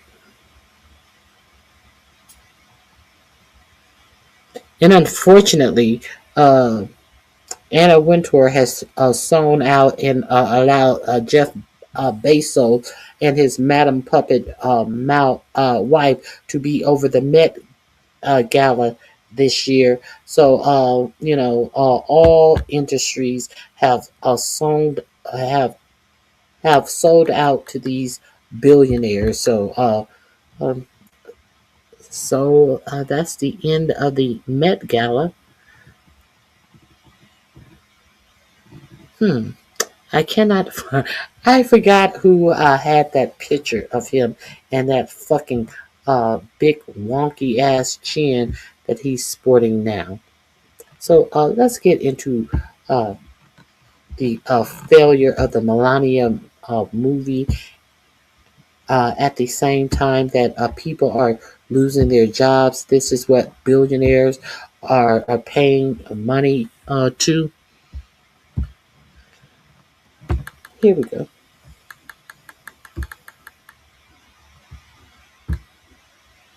They spent upwards of $70 million making and then advertising for the Melania Trump documentary, is apparently planning massive layoffs at the Washington Post.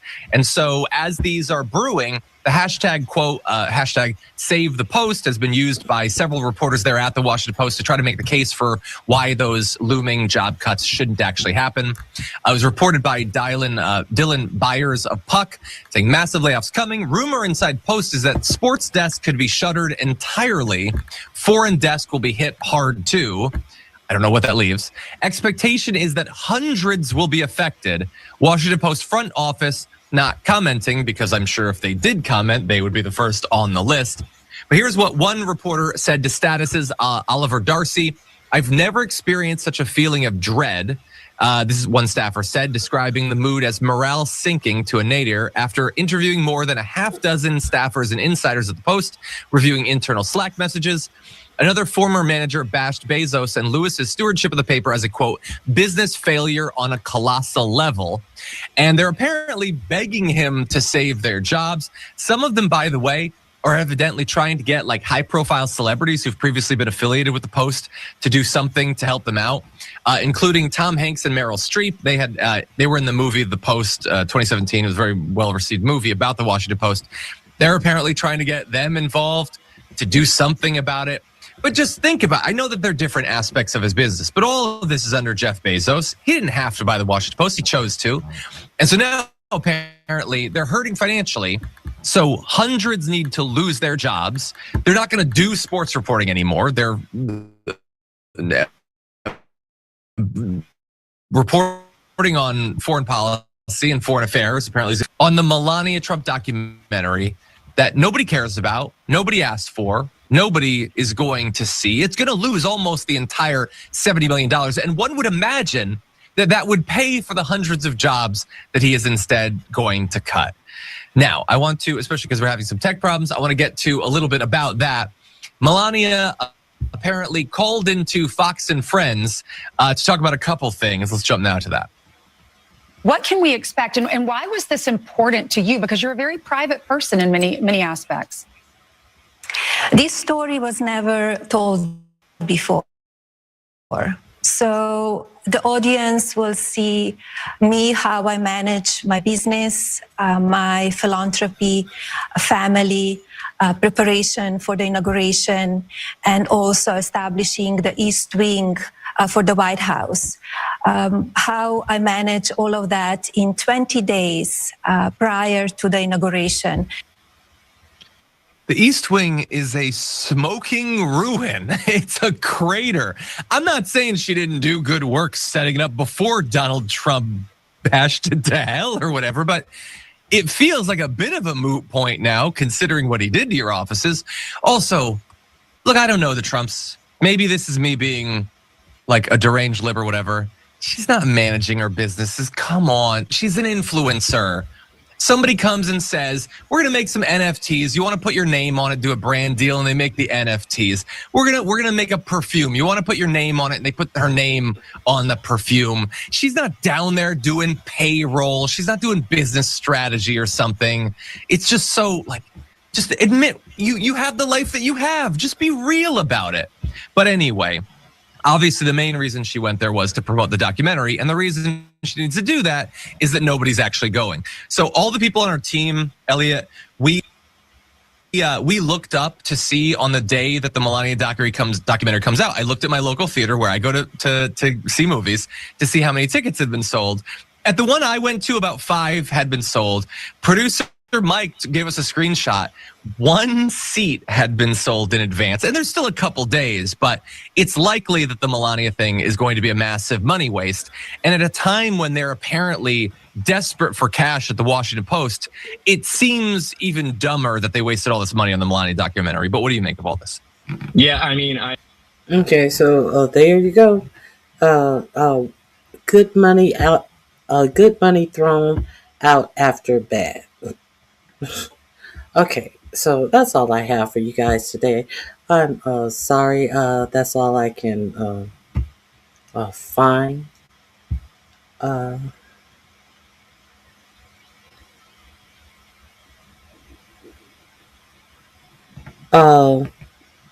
It's a creepy movie in a reality when they pitched it as a romance. Now, also, what was I gonna say? Wait a minute. In reality, when they pitched it as a romance.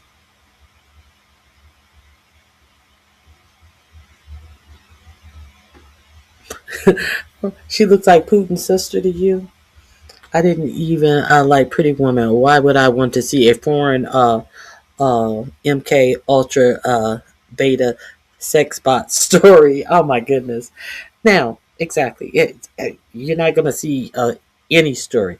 Now, isn't it peculiar that Brett Ratner, someone who has been uh, accused of essaying people, was the director of the film, and I like Brett. He was so good. I had such a good time with Brett. And isn't it also peculiar that this same Brett Ratner was pictured, photographed, and released in the Epstein files? Ah, ah. They can't get away from their deviance. So if you didn't know that, they're all suspects. These weirdos are too much.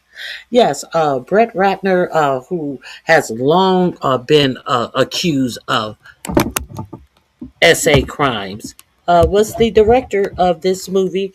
And in this new batch of Epstein files, there is Brett Ratner and Epstein sitting with two underage girls in a very cozy, hands around them situation. So if you didn't hear about that, if you haven't seen the pictures, Google it. The Epstein files are all up and through. Now it is. I have a couple of more things I really need to share with you on this Black History Day. I will leave you with a little Black History. So you will never forget, since this administration is trying to wipe out Black history. Let's get into some Black history. Why don't we? Let me turn the volume up. Organizations like the NAACP were created by and led by Zionists such as Joel Spingarn, who actually worked in military intelligence. He was a military spy. He was one of the founding fathers, and they named the NAACP Merit Award that they give out every year after him, still to this day. That's right, the NAACP Merit Award is not even named after a Black person, but a Zionist. And Black people were not even allowed to lead in the top position of the NAACP until decades after it was created in 1955 by Roy Wilkins. And still to this day, all African American civil rights, all their organizations and all their movements are not allowed in any way to be anti-Semitic. Not just in civil rights organizations, but even in Black media. BET, Black Entertainment Television, the entire Black music industry, all the movies, all the sitcoms, that is all Zionist owned, and they profit off on that too. No one but your own people should own your media. All of African American media belongs to African Americans, and that should be handed back to them. With Zionist control over the press and education system, Zionists only portray Black history in a very negative way, constantly reminding them that they were slaves and nothing else. Most Black people don't even know of all the great achievements they've had in the past, even that they were the pharaohs and leaders of the Egyptian empire in the last 200 years of the empire. And go ahead, look up the Black pharaohs. There's many statues in history about that, but most African Americans don't even know about that. A positive history can be productive and motivating to a people, and they're depriving them of that, only keeping things strictly negative. The BLM movement itself had co-chair directors Susan Rosenberg, the one who made sure that everyone was a highly trained Marxist and who was directing their money and their politics. And just like the NAACP, they were only maneuvering them around for their own benefit, hijacking other people's civil rights for their own benefit and motivations. Once Joe Biden won, BLM just kind of disappeared, didn't it? Is that a coincidence? No. And police brutality under Biden actually increased, which was the number one thing that BLM was motivated about. But then all of a sudden, they don't want to mention that anymore. Zionists hate all of us. They use all of us against each other in one big giant political chess game. Don't ever fall for this. Everybody, don't be tricked, don't be ruled, and don't be controlled by them. See who your real enemies are. And keep exposing the truth and exposing real history too. The bad history between Zionists and African Americans. People don't realize who brought the slaves to America. They were Jewish ships. First is the vast majority of slave ships that crossed the Atlantic was actually owned by them. And as they were top of the shipping, they also had top priority as first customers. And they were so involved in the slave trade and the slave auctions that if a slave auction actually fell on a Jewish holiday, it was postponed. Then later in American history, most African American civil rights organizations like the NAACP were created by and led by Zionists such as Joel Spingarn, who actually worked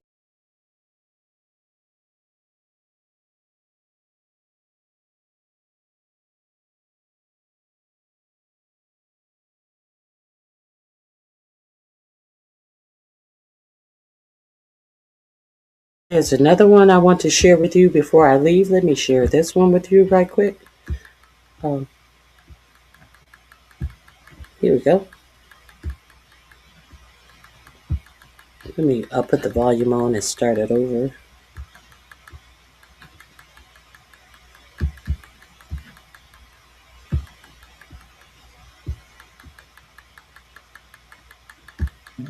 The Germans let them get into banking, bad decision. Let them get into trade. Hold on. Here we go.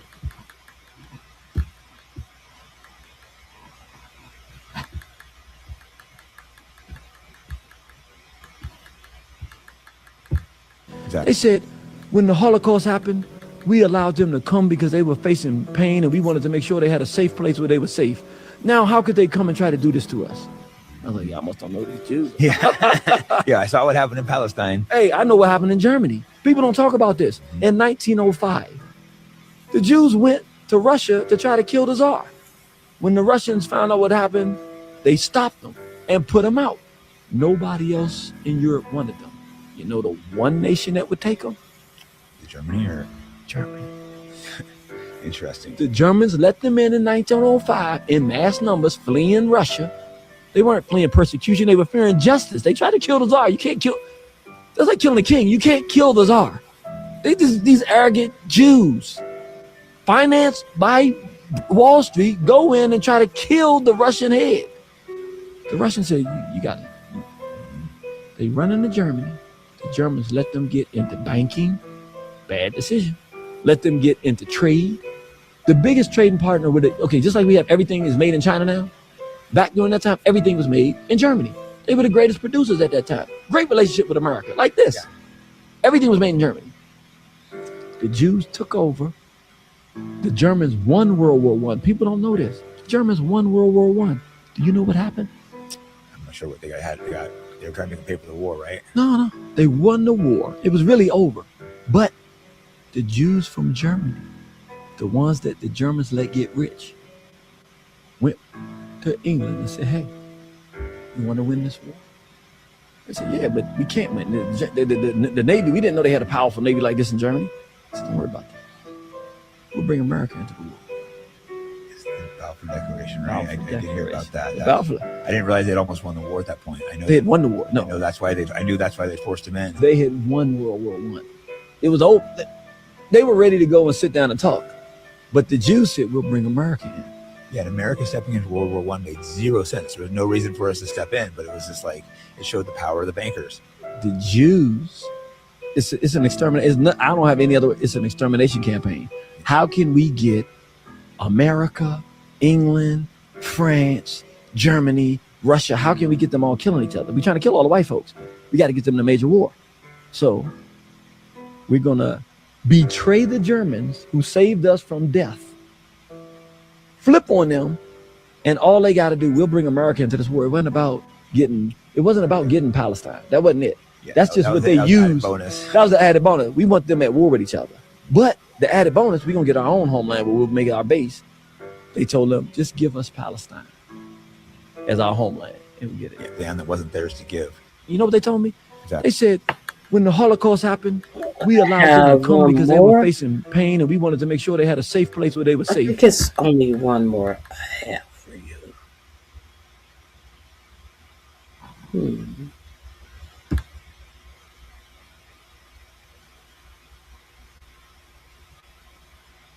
I think that's it.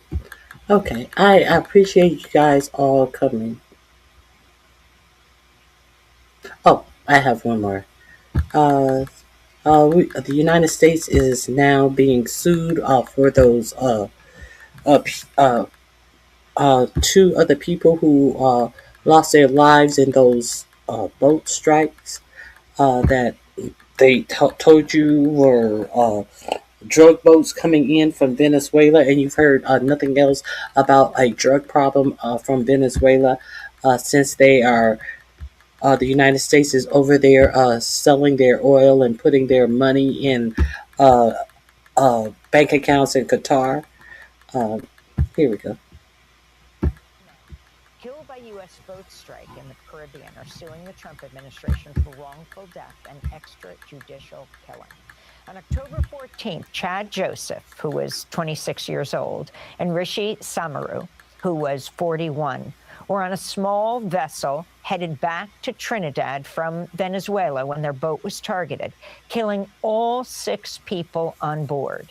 Soon after, President Trump released video of the strike on social media, referring to those killed as narco-terrorists. The families of Joseph and Samaru say both men had been away from home working on Venezuelan farms and fishing and were simply returning home. At least 125 people have been killed in the unprecedented bombing campaign on civilian boats in the Caribbean and Eastern Pacific since September. There are sort of itinerant farmers and fishermen who had been long awaiting for a ride home from Venezuela where they worked and were assassinated on their boat along with 4 other people. And it's just sort of, I think, the latest example of the Trump administration's total mockery of, contempt for the post-World War II human rights consensus, where nations are constrained by law and not mere might. And under that law, nation states can't just sort of willy-nilly declare war on some entity, like some unspecified drug cartel, and then use military force. The conditions for an armed conflict aren't there. And so therefore, this is just an outright cold-blooded murder. Outright cold-blooded murder. The families of 2 Trinidadian men killed by... Let me see something else.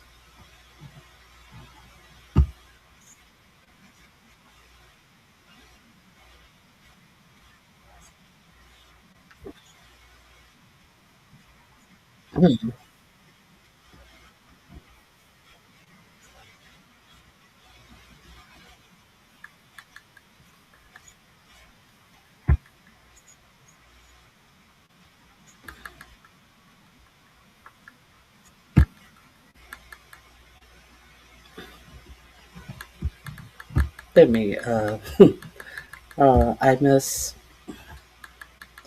play a piece of this hearing. I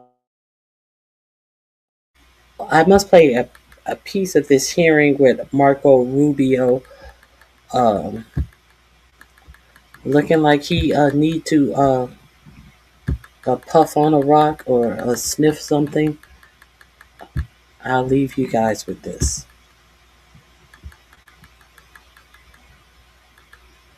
Let me make sure the volume is up. Here we go. Of the presidency to pocket $1.4 billion plus since he was sworn in. New York Times analysis entitled "Trump's Plundering of America" indicates that some of that is a result of the president selling corruption here at home, but much of it relates to the president selling out U.S. interests overseas to make a killing for his family, including giving away sensitive U.S. semiconductor and AI technologies to the UAE, while the UAE pumped $2 billion into one of the Trump family ventures. And then there are all the other Trump deals that are intertwined with tariff or foreign policy matters. Golf courses in Saudi Arabia and Vietnam, Trump hotels and office buildings in other countries. And of course, there's the $400 million jet from Qatar. The list goes on and on. By any measure, this is the most corrupt administration in American history. The president and his family have used the office of the presidency to pocket Okay. Just giving you the information. Do with it as you choose. I hope you guys Have a safe remainder of your week. There is supposed to be another a cold flash coming. I do believe this week. I'm pretty sure it's this week. So avail yourselves. Do not wait until the last minute to beg people for perishables. Do not beg people for salami and bread. They call that perishables. If you are begging for salami, uh, pretend like your mother taught you something, and she taught you that bread molds quickly. Beg for some crackers, something that's going to have a longer shelf life. Don't be out here begging for perishables. Don't come on here begging for salads and at 10 and 11 o'clock at night, as if people don't understand that you are buying marijuana. Don't. The time for being dumb is really over. Don't open your mouth. Every time you open your mouth, you sound like a fucking idiot. Do not do that. Take care of yourselves, take care of your family. Make sure that you have some substance in your home, just in case you're in your home for a long period of time.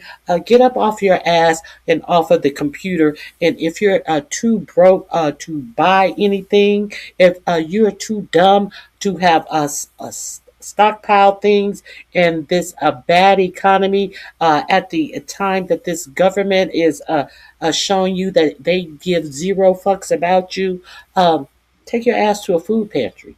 I understand that even now a lot of food pantries have closed down and have little food, but don't look don't look at begging as if this is the first way, because nobody is responsible for taking care of you, especially when you don't give a fuck about taking care of yourselves. So that's all I got for you guys today. Thank you for joining me. Hit the like button, double tap if you're on the vertical, double tap, and I'll see you back tomorrow. I'm sorry I had so many stories I wanted to get to, so I had to. I will be here tomorrow. We will now be backed up, and we will be back at it tomorrow. Day 3 of Black History Month. Hey, Lena, it is good to see you. Be safe, Leonard. Thank you for showing up, and Z Sarah, I appreciate you as well, and I appreciate all of you who stopped by. Okay. Let me be clear. You people who come in here and talk to me and at me, I don't give a fuck about what you think about me. I'm here to give information. If you would like to talk about the information, you're more than welcome to talk about the information. It's not my problem that you can't converse about the information that I'm giving. I'm not insulted because the only thing that you can say is some dumb shit that is not focused on the topic of the conversations. I'm not impressed. I do not care. My mission is to give information. No one is making you stay here and listen to it. But I can tell you one thing. The thing that I try to do the most is to give you information that the for-profit media is ignoring in the world. I don't care if you're mad. I don't care if you're mad, but what you're not going to do, and when you're in my chat, you're not going to curse in my chat, and you're not going to disrespect me in my chat, or you will be taken out of my chat. We can always agree to disagree, but when you try to disrespect me, I'm going to disrespect you back, and I can do it better than you. Capiche? Capiche, Jane? You stupid bitch. All right, guys. Have a good day. I'm out of here. Bye-bye.